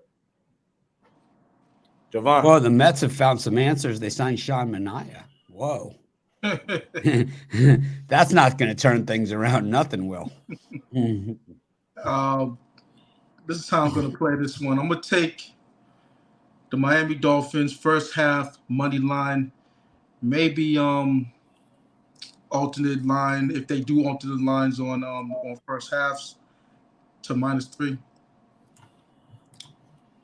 Fair enough, man. Hour and 22 minutes later, we move on to the National Basketball Association. Shout out the NFL, man. The regular season, it was a long season, man. It went by kind of quick. Then it started to kind of drag along.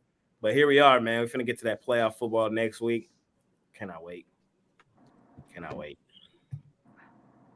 All right, let's move on to the NBA, though. The National Basketball Association. 9-game card. There was a couple days where there was no NBA. Now they say, you know what? We back at it. First game up, we got the Cavs at the crib playing the Spurs. Laying 10.5, I believe.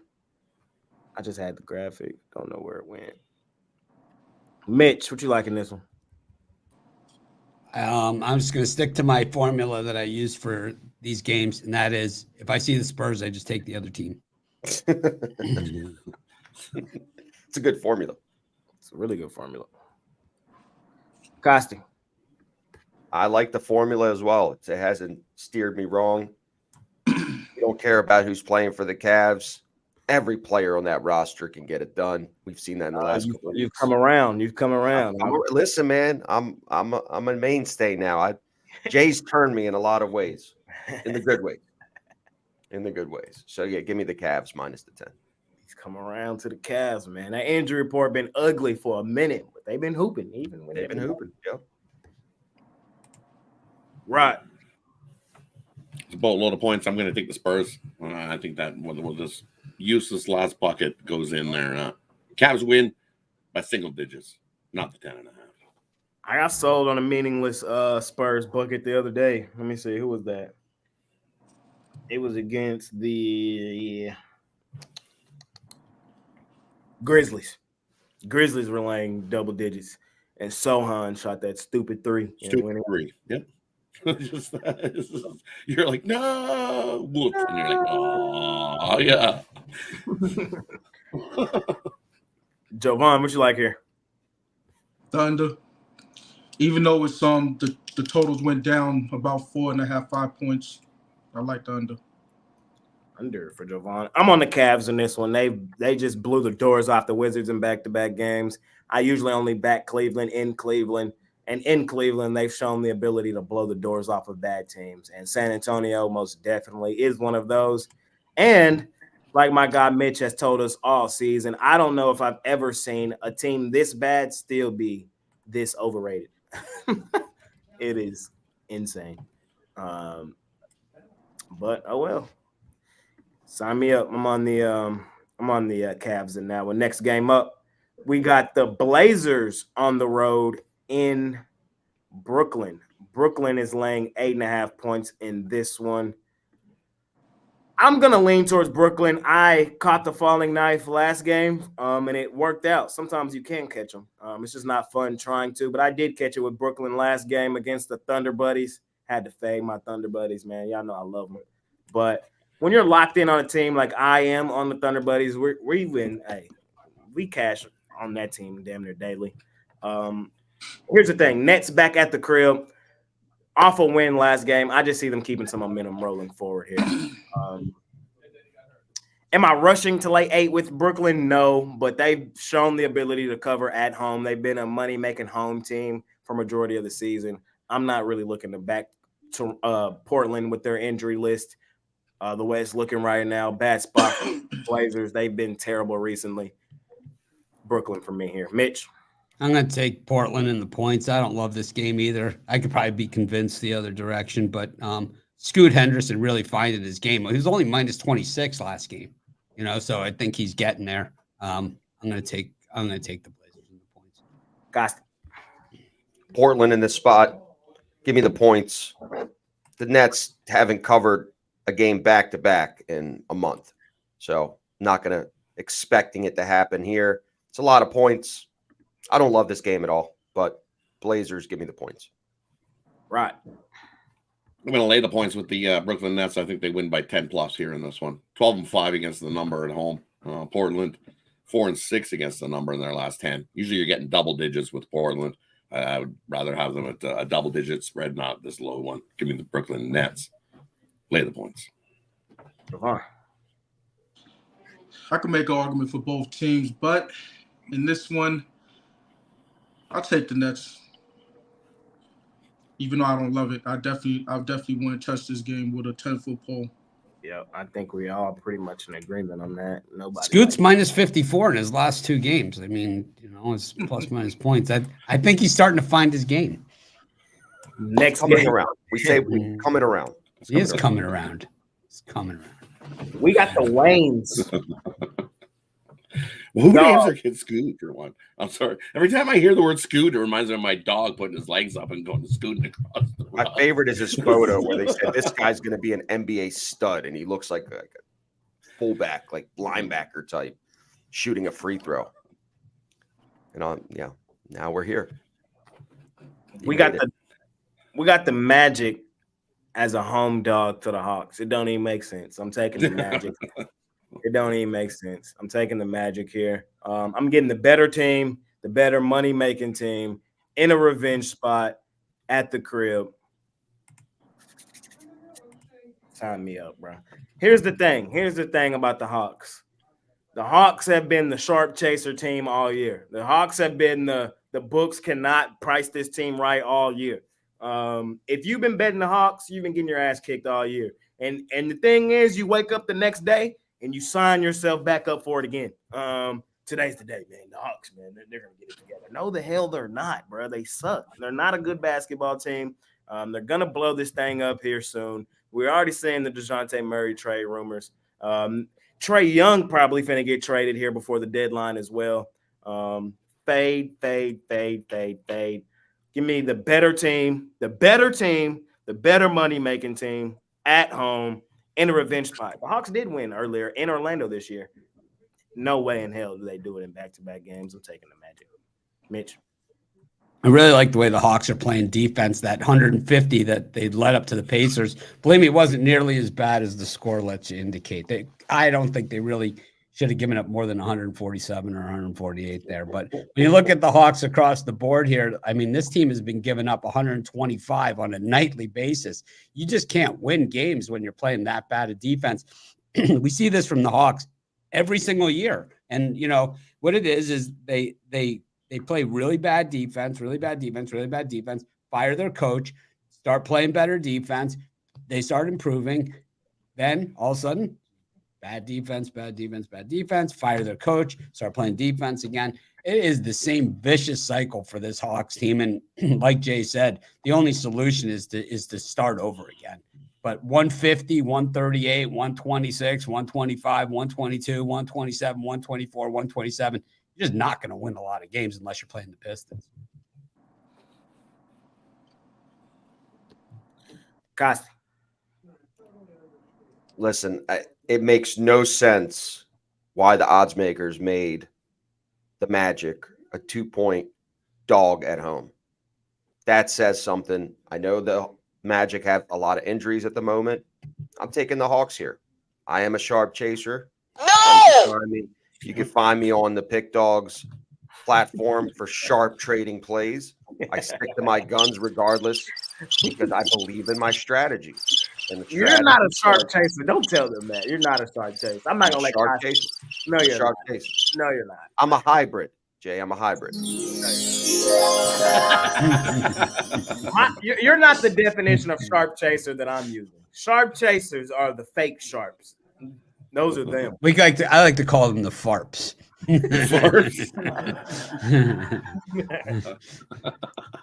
I have 4 different groups that gave me the Hawks today. One of which he's big and his name starts with an A. That's as far as I'm going to go. I don't care. One of your other groups today is coming with the Magic. I love him, but I don't care. Just saying. I'm just one saying. Nicest guy I'll ever meet. A big don't and care. an A. I'm gonna say this: him and 2 others have been getting creamed on the Hawks. They have. They were on them. They were also on them when they got blown out all season by the Pacers a couple of days ago. It's okay. All season. We believe in the strategy, and it's not about individual games. It's about stick to the system. Long term, it wins. I got the Magic as a premium today. I'm just telling y'all right now. I don't blame you. I got the Magic today. Me Why too. Are they getting money line? Why? Yeah, money line. How are they a dog at home? I don't know. Because there are a lot of stupid people out there. Somebody knows something. The Hawks are favorites. They're going to win this game. The Sharps have been getting slaughtered on the Hawks this season. Slaughtered. This looks like when people were chasing Detroit and they made Detroit the favorite. And everybody was like, oh, everybody knows Detroit's the favorite. They're going to win. Yeah, everybody on Detroit. And it was like, holy man. Well, the thing is, see, here's what we see in today's world of betting, and I'm gonna get on my soapbox for about 30 seconds here. But I think you see all these people that get all these third-party information, and it all conflicts with one another. And I'm telling you what, you pay $9 a month for your information, man, you're getting whatever 30 cents a day's worth. And if you're putting, $100 a game or more on 30 cents worth of information, well, you know what you are as a sucker. And I think that the thing is that, everyone thinks they're sharp now because they have betting information about public betting percentages and money that's being laid on each team. But I have news for you. Most of that information is incorrect and inconsistent. Yeah, I'm on the show. And basically, you're just chasing numbers, because sharps aren't on a side, they're on a number. And there's a very, very big difference there. Just because they like the Hawks at laying 1.5, it doesn't mean they like them at 2. That's the type of volume. And Costi, who was, a sharp chaser and also does sharp trading plays, though, he'll tell you it's all about the volume. If this line moved to 2.5, 3, that very same guy that he's mentioned, who's a friend of mine as well, I love him. He might be on the other side, Right. at 3, even though he liked it at 1.5. Did he like it at 1.5 or 2? 2. Wow. Yep. I gotta talk to him, man. Them his Patriots. He's got. I'll give you the 3: the Patriots, Pacific. Pacific, one of them is just been killing him. And he was on this. He was on the Detroit train.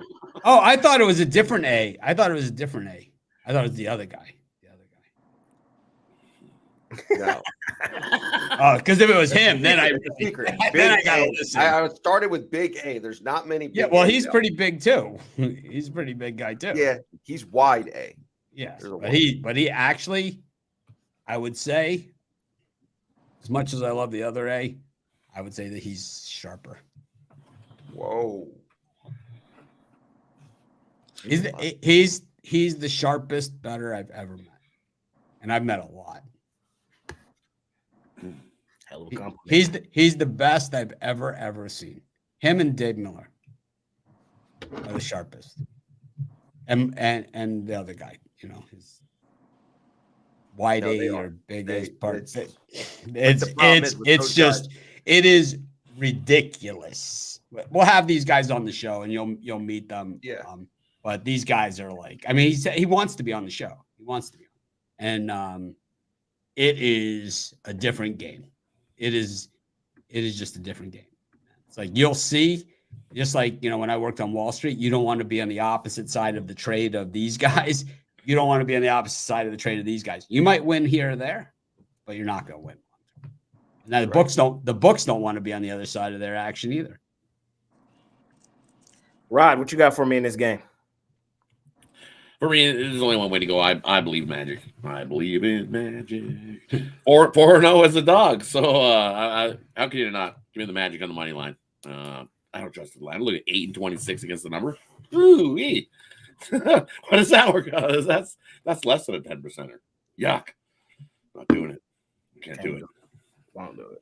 Javon. I'll take the Hawks, but I'll eliminate the bucket. So I'll take them on the money line. It's just a situation where Orlando's just a walking wounded right now, and they did get a bump last game off of it, but in this one, they got guys with illnesses, and some of them might play, who knows? But it's a couple of them are injured, but yeah, it's just that situation, and quite frankly, the Landers owned them 8-2 straight up, in the last 10. So I'll take them. I'll take them on the money line. Fair enough. We got the Pelicans and the Kings. This is probably my least favorite game on the board. Both playing they both won 4 of their last 5, but it's like, I think these are 2 teams where you just don't know what you're going to get from on a nightly basis either. You just don't know. I mean, you have a pretty good idea, but they might just come out and lay a complete egg. I lean towards the Pelicans. I don't love this game, though. Mitch? Well, just like I have my Spurs formula, I also have my Kings formula, and that is if the Kings are a road dog, you take them 100% of the time. If they're a home favorite, either you take the other team or you don't play it. I'll take the Pelicans here. Costa. tough one. Don't love it, but I'm with Mitch on this one. Give me the Pelicans with the points. They got embarrassed the other day. This is a good bounce back spot for them. For me, I like the under in this one. 234 is a lot. I think it's up to 235 in places as well. There's too many points. Pelicans can play some defense. You look at their last 3 holding teams to 100 and just a little bit over 100 points a game. I think some defense gets played here. I know the Kings don't play a whole lot of defense, but we get enough defense in this one to get us under the total in this one. Javon. I'm on the Pelicans. It's just a situation where I can't lay really much of anything with the Kings. It's really that simple. No defense. It seems like Mike Brown is kind of lost the room in his short tenure there with the Kings. And the Pelicans, they play defense. Now we don't know if Zion's going to be on the court. I think he's questionable as of right now. So that's something to monitor, but I'm on the Pelicans. Just keep it moving, keep it moving, keep it moving.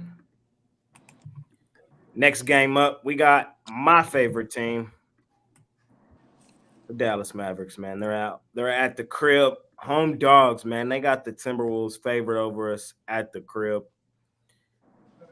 I got a parlay for y'all today, man. I'm parlaying up the Commanders and I'm parlaying up the Timberwolves. In a 2-team fade my team parlay day, man. It just is what it is. I got to take the T-Wolves. Here's why.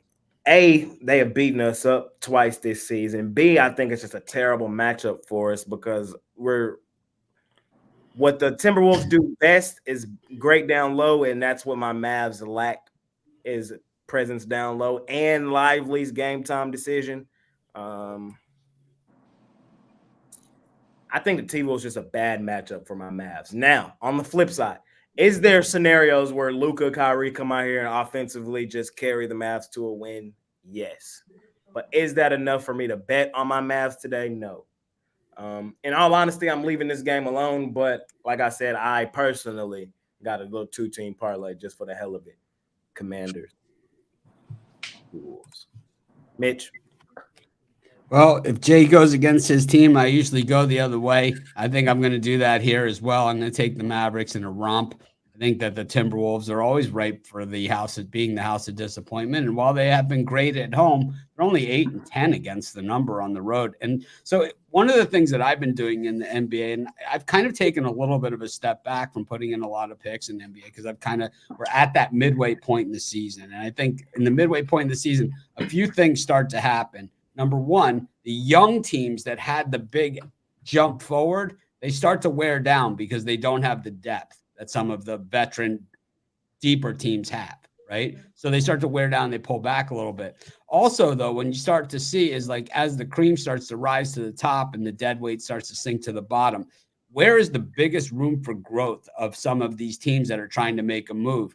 And most of the time, it's in their home record. And the Mavericks, while they're 21-15 on the season, they're only 10-7 at home. And if you want to be a playoff contender and a team that really is going to make some noise, you got to take care of business at home in the NBA. And I think that the Mavericks, that's where all the room is in these home games. I think they come out, and I think that, if I know this, they know this. I'm going to take the Mavericks in this one. I think they win it outright, no problem. Guys. Yeah. I'm on the Mavs on this one. I don't know what's going on with Jay today, just fading both his teams, man. Something's not right. Maybe he lost in Madden when I called him yesterday, got blown out, didn't sleep last night. Something's going on. I'm not buying it. I'm riding the Mavs, whether Luka plays or not. They're going to win the game outright. Love them at home. Been cashing. So, yeah. Cashing. I'm gonna do what I did yesterday. Is Mitch had a parlay, I completely faded him and cashed it. I'm gonna do the opposite. Give me the Cowboys Mavericks in a parlay. I'm doing it right here. I'm actually trying to figure out how much they'll let me lay on the Mavericks in this game, up to 10. So if I go Mavericks minus 10. I never win when I fade my teams. I never do it. So Right? If you do, know, so comes back to if bite you do you. Mavericks minus 10 and the Cowboys minus 18, $750 parlay pays $6,693.70. good luck. I'm wishing. I'm hoping for you. I'm in. Hi, Rod. You jumping on my Mavs today too? Yeah, but I'm going to jump on Oh, your Mavs. actually, they're only giving me $6,694. I'm going to jump on the Mavs in the first half here. I think they come out on fire and take the lead into the break. They've done it 5 straight times against the Timberwolves, heading to the break with the lead. I think they do it again here. Give me the Mavs on the money line. First half. Nice plus 110 on that one. Rod, would you lay 10 with the Mavericks by any chance? Yes. Because we know the house of disappointment on the road. They can. This is the typical spot where everybody's like, "Here, let's." It's kind of like the Orlando spot where they're like, "Come on, make the Timberwolves." I say one thing, man. Just let D'Angelo Russell shoot that ball. Yeah, give it to Let him. him cook. Yeah. Let him Shoot, cook. D'Angelo, shoot. He's like never it, scored, according to Costi. He's Let never, him cook. never scored a point.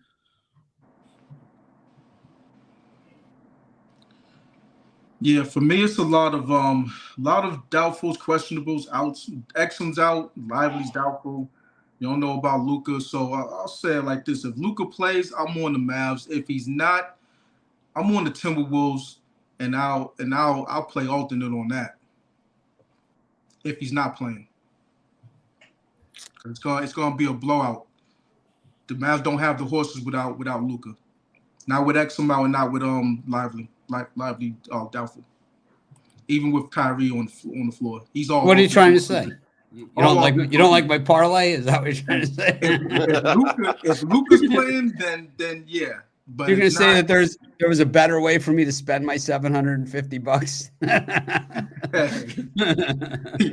Yeah, you might want to wait till the Luka news comes down the road. Then I'm not gonna get those kind of payouts. Oh yeah, well you got to make an executive decision. Yeah, double gamble. That's what I do. For shot. If Jay has the other team, Luka's playing, man. Hey, listen, It's it's all about, you know, that's the way it works. Anyway, so it's like Luka watches the show and goes, "Oh, Jay's against me today. I'm playing. I'm in." Gotta fade my boys today. The line would be 9 or 10 if Luka wasn't playing. Yeah, if he wasn't. Yeah, so hey, it's all about anticipation in the NBA. Got to anticipate. But the NBA is the land of roster manipulation too, though. Right. So. Oh yeah, they just said no Edwards, no Towns, no.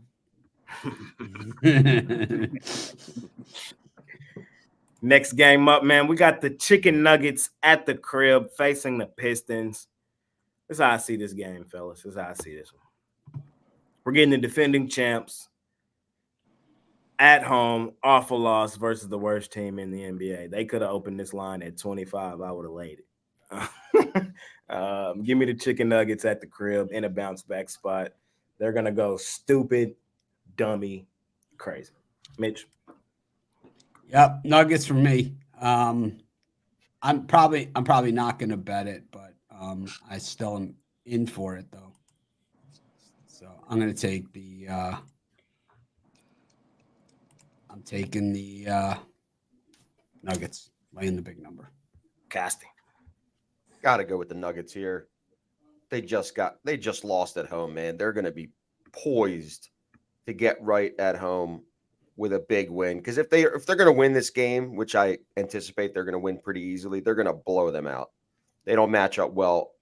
The Pistons don't match up well at all with the size of the Nuggets and how they swing the ball around. I think it's going to be a demolition derby. They'll win the game by 20 plus easily. Right. There's just too many points. I'll take the Pistons plus the points here in this one. I know Denver is at home. They did just lose at home. It's just too many points. Give me the Pistons plus the 16.5. Nuggets win by a dozen. Well, not 16.5. I just want to ask you something. Is that really where you want to be? On the worst team in the NBA, in the elevation, against the defending champs? Yep. All right. It's a defending champs. They're going to come to play. Detroit's just not going to, hey, we're in elevation. Hey, look, it's legal here. Woo, yay. No, not that elevation. I'm saying like it's a legit that's one of the things about the Nuggets is because it's a home court advantage because you got to get used to the air getting into Denver. Is what I mean by the elevation. Oh, I know what you mean by elevation. I'm talking. Yeah, I know what you're saying. It's higher up. The air is a little more thinner there in Denver. 16.5 is a lot of points. It's a lot. You can cruise to a lead and still win by double digits here as the Nuggets and so I'm going to take Detroit plus the 16.5. All right, Javon, what you like here? Denver. Now this is a game you could alternate on. Yes, sir. I believe so too. I'm trying to ask Rod. Up to 30. Yes, yes, Up to 30. yes. All right, I'm changing my parlay, brother. I'm doing spot. Cowboys. I'm doing Smash spot. Cowboys, Denver, alternate Smash spot. 30-30 parlay. There it Smash is. spot. They might be a 30 at half. I'm not the one to lay all these points with these teams, but Me either. nah, given the fact that they lost last game against Orlando, wire to wire, trifecta. Yeah, I think so too, man. I love it. I love it. I think so too. We'll see. Let's keep it rolling. Got the Grizzlies and the Suns. I think this is an interesting game. I hate betting both of these two teams. I hate them both. They're two of the worst ATS teams in the NBA. Javon, I'm coming right back to you. You can start this one. What game was this? Grizzlies, Suns. Yeah, man, I seesawed on this one. What's the status on Kevin Durant? That's what we need to know. Kevin Durant's status currently Questionable. Game time decision. Yeah. And Ja Morant, because he's dealing with a shoulder. Game time decision. Game time decision. Yeah, so it's a lot of unknowns in this game. But I'll say this, man. The Suns, they look like they're trying to put it together.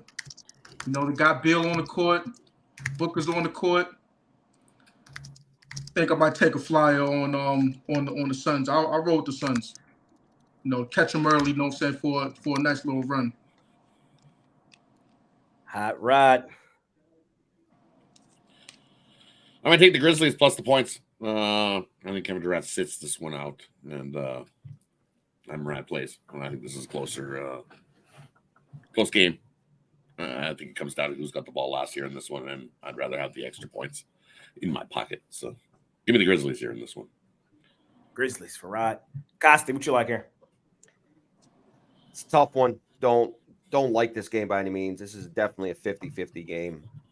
I'm gonna take the Suns. I think even without Durant, I think both Durant and Ja are both gonna sit, but it benefits the Suns because with Beal and Booker, they can take more shots without Durant on the court, and without Ja on the court, I think it's going to be a Phoenix game at home. They haven't been great at home, but they also haven't had their full roster or even this roster, which I think the Beal Booker combo, having two power guards, is going to be too much for Memphis to overcome. I think they both go for 25 plus, and they'll get the job done and get the cover. Mitch. Man, a little bit of a tough one, but I think I'm going to go with the Suns in this one. I don't love it. I'm not rushing to the window by any stretch of the imagination, but the Suns kind of in that same boat as the Mavericks. The Suns they're going to be in the playoffs, but they need to improve on that home record, man. It's just these are the ones they got to have.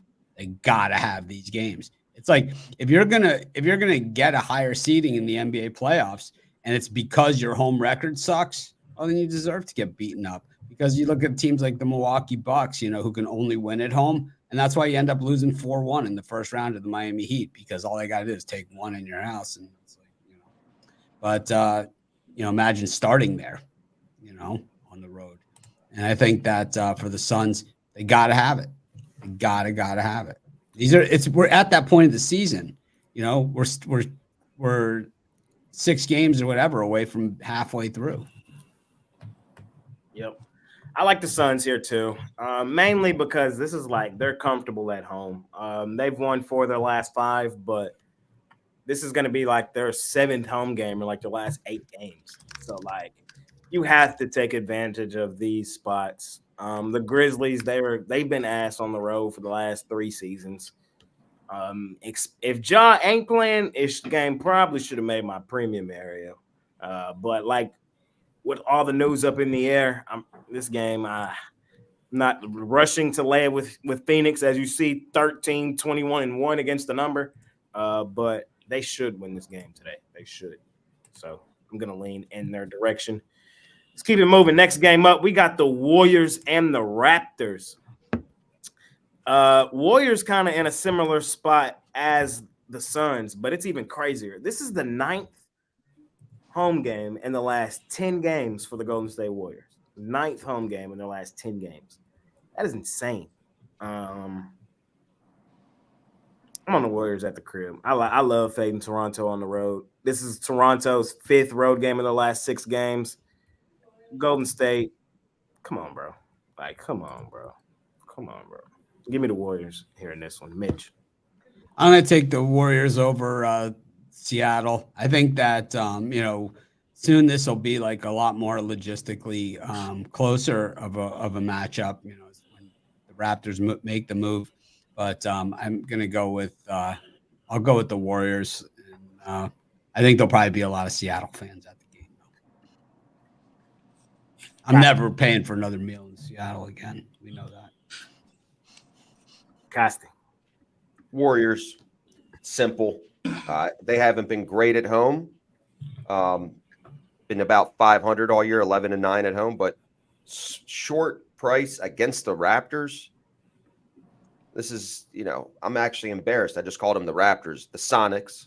I apologize to all the Seattle fans. Give me the Warriors. Rod, taking your home team? I actually am. You know what?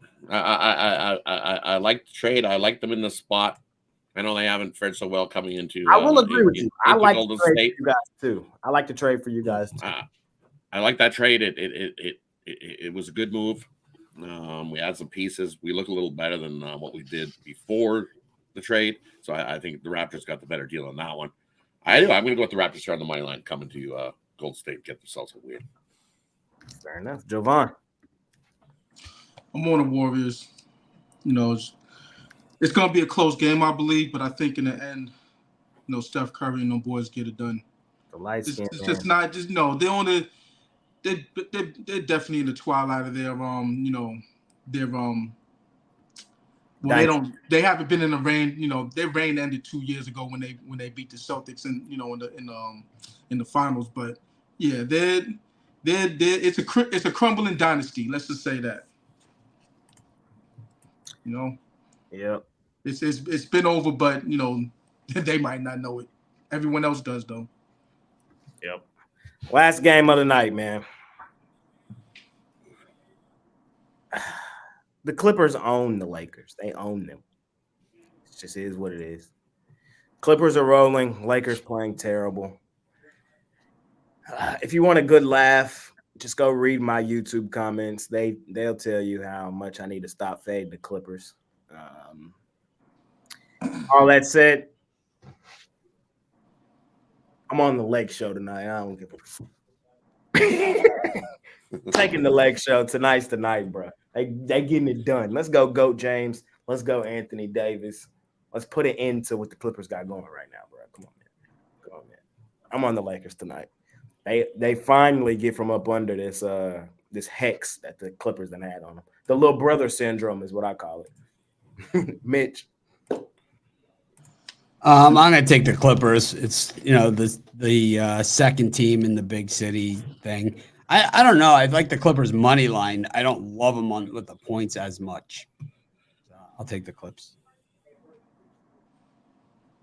Costa. The Lakers have to stop the slide. They are 12-6 at the crib. Regardless, I know they're not traveling much for either team, regardless in this matchup, but this is a Sunday game LeBron's playing. They're going to get the job done. He's questionable. He's going to play. Even our day-to-day Davis is definitely day-to-day. But I'm still riding him, and D'Angelo Russell is going to get a bucket tonight. So lock it up. Lakers +5, even take them on the money line. This is their day. All right. Nah, the Lakers already got their win against the Clippers earlier this season. Not going to happen here. This is a revenge spot. Take the Clippers in the first quarter, first half, full game, beat down from start to finish in this one. Clippers all day. This is the games that Kawhi loves to play. They love to beat up on the Lakers. They caught him in the last one. The game needed overtime for the Lakers to win that one. Not in this one. Clippers by a boatload. I'll lay the 3.5 easily. No, Jovan. I'm on the over in this one. The Lakers just haven't been playing. They haven't been playing well at all, but specifically on the defensive end, they haven't been playing well. And when you give up 127 points to the Grizzlies, something's wrong. But, they're on a 5-game losing streak. They're playing in bad form, and they're not going to right the ship, in this one, at least on the defensive end. So I expect it to be a high-scoring game. Give me the over. Over for Jovan. That's all of the NBA. This next go around, look at the entire college hoops card and let me know if you like anything there. And also tell me what you're selling for today. Mitch, I will start with you. I got a NFL top play and then a 3-pack. I'll probably put up other plays as well. I've got NBA and college hoops. If you have my long-term stuff, I'll probably put it up individually as well. Any college hoops you like on the card today? Yeah, I like a few games, to be honest with you. I like bring it up. I definitely like Minnesota in that game tonight in the Big Ten game, the late one. I think that the Northwestern Michigan State is a good place to stay away, and I like UAB against USF. Costi, anything you like in college hoops, and tell us about your services. So give me Quinnipiac laying 9.5. I know they just burned me the other night. But they're a good team at home, and Manhattan's terrible on the road. I like them. I'm going to keep riding them. They've actually made me money this year. I'm going to stick to it on this game. They should be able to win this game by 14, 15. They've been hitting their threes, and that's important against Manhattan, who doesn't hit them. So that is the one game I like. Another game I like, small Northern Iowa at home. Great home team again, covering 3-1 against the spread. So I have both of those now for anything to purchase. Sharp Trading Plays and Dime Club is Eric and myself. We have access to these large betting groups, the sharps that are moving money on games and getting some of the largest amounts of money down and showing you how to treat it more like a business. If you're interested and have a bankroll of over $10,000 or more, head on over to here you go. Look, he just somehow heard me. Why don't you finish for me? If you have a bankroll of 10 grand or more, you send a text 775-636-7676. If you're looking for a 15-team parlay, hit up Jay. Otherwise, you can send me a direct text 775-636-7676. If you're working with high volume betting, then you got to hit them up at Sharp Trading. That's it. He's like a walking infomercial. It's a walk. Always. We love him now. We love him. That's our walking infomercial. Y'all can't talk about it. Rod, what you got today, my man? For me today, over the side, I've got 2 3-packs. I've got an early 3-pack in the NFL and then an afternoon 3-pack. And then I've got my 10-star NHL sniper play. We're looking to try to hit 4 straight on it over at the site. And for me and these college hoops, I like SMU plus the points. I think they can keep it a lot closer than the 7 with Memphis. I think that's just way too many points. And I like East Carolina over Tulsa. Tulsa's not good. East Carolina by 10 plus. Lay the 4.5 it's at now with East Carolina. I think they blow out Tulsa in that one. Jovan, what you got for us? Yeah, I got a 3-pack going for sale for the 1 o'clock games. I got a 3-pack going for the 4 o'clock games. I got a 5-pack going for the 4 o'clock and primetime game with the NFL. I also got one play for longer term clients, and I have a couple of college basketball for longer term clients, and then I have one NBA player for sale. So got a lot going. Man, for what I like in college basketball, I'll give you 4: UAB, Northern Kentucky, Northwestern. MSU hasn't won there this decade. So, from 2020 on, they haven't won in Northwestern. And a game that's starting in about an hour, UMass. There you go. There you go. For sale today, guys, I have my NBA Player of the Day, 9-2-1, last 12 on that NBA Player of the Day, 33, 18, and 3, last 55 on that NBA Player of the Day. Trying to keep the momentum rolling forward there. I got an NFL Player of the Day up there. I got a 3-pack in the NBA. I got a 3-pack in the NFL. Best thing to do is to hop on something long term. Now I'm heating back up. It's been a really solid week. Just trying to keep the momentum rolling forward. There, you can join my All Access Club if you're a big bettor in the NBA. Those guys are enjoying some really profitable units as well. All right. For me in college hoops, I only really like one. I'm gonna have to agree with my guy, Hot Rod. I think that's too many points. Memphis has been hooping at the crib, but SMU has shown me that they will hoop on the road, and I think that game's competitive. In all honesty, I think SMU might have a chance to moneyline them boys today. No chance. Yes, chance. No chance. Yes, chance. And if they're going to give me that many points, I'm going to take it. And just because Mitch told me no chance, I got to sprinkle money line. Not the first time. Brings us to a lot of you guys' favorite part of the show, parlay time and last words. Mitch, cook one up for us, man. What you got for us, parlay, man? Cowboys minus 25, Mavericks minus 10, and the Raiders money line. Gosh. I was supposed to go first. He stole my parlay. That's what I already had. But I bet $750 on it.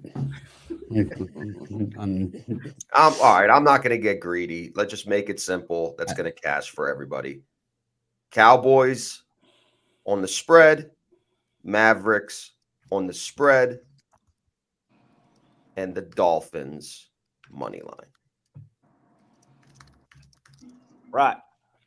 A couple. I got parlay first. We're gonna go. We'll take the Dallas Mavericks money line first half. Take SMU plus the points. Take the Detroit Red Wings over the Anaheim Ducks. God, the Ducks stink. And then touchdown parlay. We're gonna take St. Brown anytime touchdown. CeeDee Lamb anytime touchdown. Mike Evans anytime touchdown. Little 3-teamer. Like that. Jovan. Eagles, and you can extend that. Dallas, you could extend that to your liking. New Orleans and New England. I just realized there's one NFL game we didn't talk about. A matter of fact, you could extend on a parlay Eagles and Cowboys. So whatever alternate you're choosing, bump it up and put that as a 2-teamer, but the 4-teamer still stands. We didn't talk about Chiefs Chargers. Chiefs Chargers, yeah. Thought you just didn't Let's like talk about Mahomes. You didn't care about Mahomes. Nah, I don't know. Fired. I just thought you have hate. That's it. Nah, I don't. We'll swing back here in a second. Let me give out my parlay. I'm going with the win and in. Tampa money line, Green Bay money line.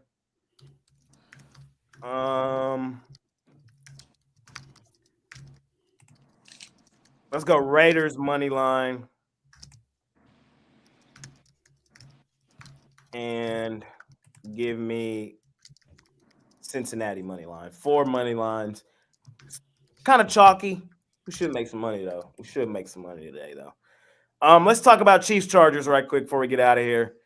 Chiefs sitting everybody, I believe. I don't know how I skipped this game. Lines come down to 3. I don't care if this was the practice squad for the Chiefs. I'm not laying 3 points with the Chargers. Can't do it. Won't do it. Who's the backup for the Chiefs? It's Henny. Nah.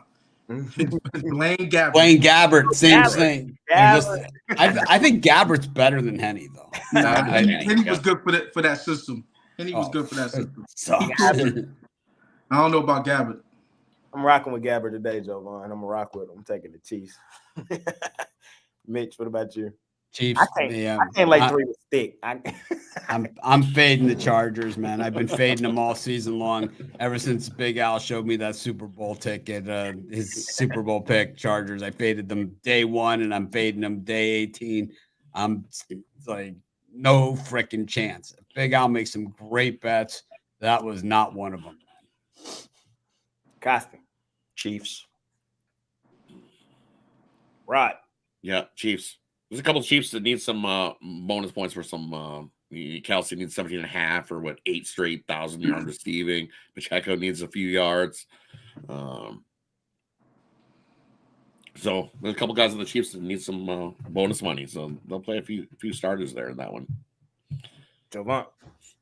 Nah, Blaine Gabbert's gonna have to prove to me. I'm on the Chargers, and you know me, I don't like the Chargers. I don't like rolling with the Chargers a lot. I like fading them, but this spot I'll roll with them. Take the chat. Hey, man, we appreciate each and every one of you boys and girls that tuned in and watched this video. Again, our best bets are on the premium side, but we just gave out a ton of free picks, man. All we ask really is that you guys smash that like button, tell a neighbor, tell a friend, and let's continue to kick the crap out of the books to start the year. Any last words from any of you guys before we get out of here? Yeah, whoever at the NFL decided to put a game on Peacock for the playoffs, you go fuck yourself. How's that sound? I like that. I like that. I'm with Mitch on that. There's no need. I don't need last words. That was good. Right? Good luck to everybody. Crush the books. Just keep rolling. Fuck right Peacock. Yeah, stay away from it. Peacocks are evil. They're worse. You just see peacocks, though, man. They're pretty though. They're pretty. They are pretty, but man, they're territorial. You get too close and they'll peck your eyeball out. They have no problem doing it. They will attack you. They'll poke your eye out. They'll poke your eye out. Any last words from you, Jovan? Let's get this money. Get this money, man. Appreciate all y'all. We out of here. You'll see me and Mitch in a little bit. We blowing up Stream Easter in that Peacock game. Get out of here. Peace.